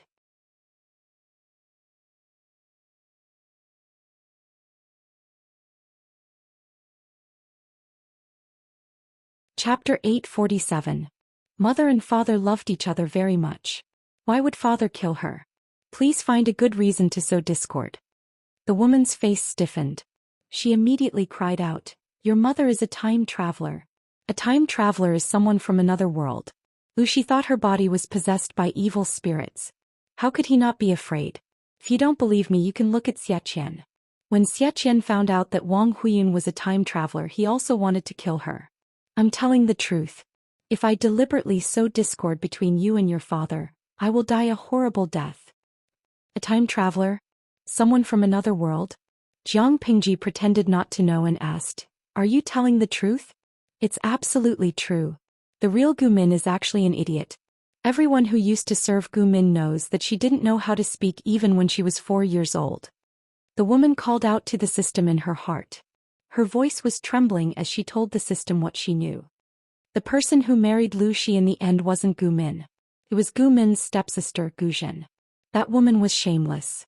She took advantage of the fact that she knew the history to steal her own brother-in-law. She even pushed Gu Zhen to Mengzhan, that bastard. Lu Shi accidentally found out the truth. That's why he planned to assassinate Gu Min. "Although I killed your 2 brothers, I really didn't kill you." Jiang Pingji seemed to be convinced. Although she didn't let go of the woman, she obviously loosened her grip. "Go on. Tell me everything you know." The woman realized in despair that she really couldn't contact the system. In order to survive, she could only take a gamble. I also accidentally found out that Gu Min is a time traveler. Later, I searched her soul and found out that she came from 300 years in the future. She knew the history, so she stole Gu Zhen's husband. She's a shameless B*T. Lu Shi is an ancient person. Of course, he is afraid of ghosts and gods, so he murdered Gu Min. "I'm telling the truth, please don't kill me." Jiang Pingji heard and snorted mockingly. The woman seemed to think of something and hurriedly said, "Lu Shi still wants to kill you. In Gu Min's memory, you will kill Lu Shi in the end. Now that he knows about this, it won't be easy for you to kill him in the future. He will kill you in advance." Because of her panic, she spoke incoherently. Jiang Pingji laughed and said, "Do you think I will believe you? If my father really wanted to kill me, he would have done so long ago." The woman cried, "Because you are the founding emperor of the Jiang dynasty, the future Emperor Chen. Of course, Lu Shi won't let you die now." "The founding emperor of the Jiang dynasty?" The woman nodded like she was pounding garlic. She said, "Yes. The founding emperor of the Jiang dynasty. I searched Gu Min's soul and discovered that she came from the future 300 years ago."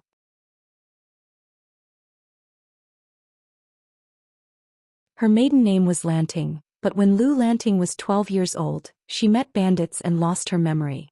She forgot that she was Lu Lanting and changed her surname to Jiang Pingji. He even killed her own brother.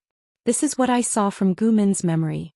Later, she killed Lu Shi, who was captured by the feudal vassals. She killed her own father. Seeing that Jiang Pingji was unmoved, the woman continued, "Even if Lu Shi doesn't kill you now, he will definitely kill you in the future. Because you're the daughter of a demon, why wouldn't he be afraid? But in order to become the emperor, he has to treat you well. You have to believe me." Jiang Pingji laughed and said, "If I really become the emperor one day, do you think my father can still kill me? He didn't do anything to me now, and he won't do anything to me in the future. You sowed discord and urged me to kill my father. You have ulterior motives and evil intentions." The woman's face was twisted. She never expected that she would not be able to persuade Jiang Pingji after so much persuasion. After a while she said, "You asked me before. You asked me if it was because of me that your mother almost died. Jiang Pingji said calmly. I already know the answer to this question. Even if you answer it, it's of no value to me. You know? The woman widened her eyes in surprise. Jiang Pingji nodded. I know. The two looked at each other and the woman suddenly laughed wildly. She laughed so hard that tears came out of her eyes. Yes. You know. I'm the stupid one. Jiang Pingji said again. Are you done? If you are, prepare to be on your way. The woman's arrogant laughter stopped abruptly. Her eyes widened like copper bells and the whites of her eyes were horrifying. You want to kill me?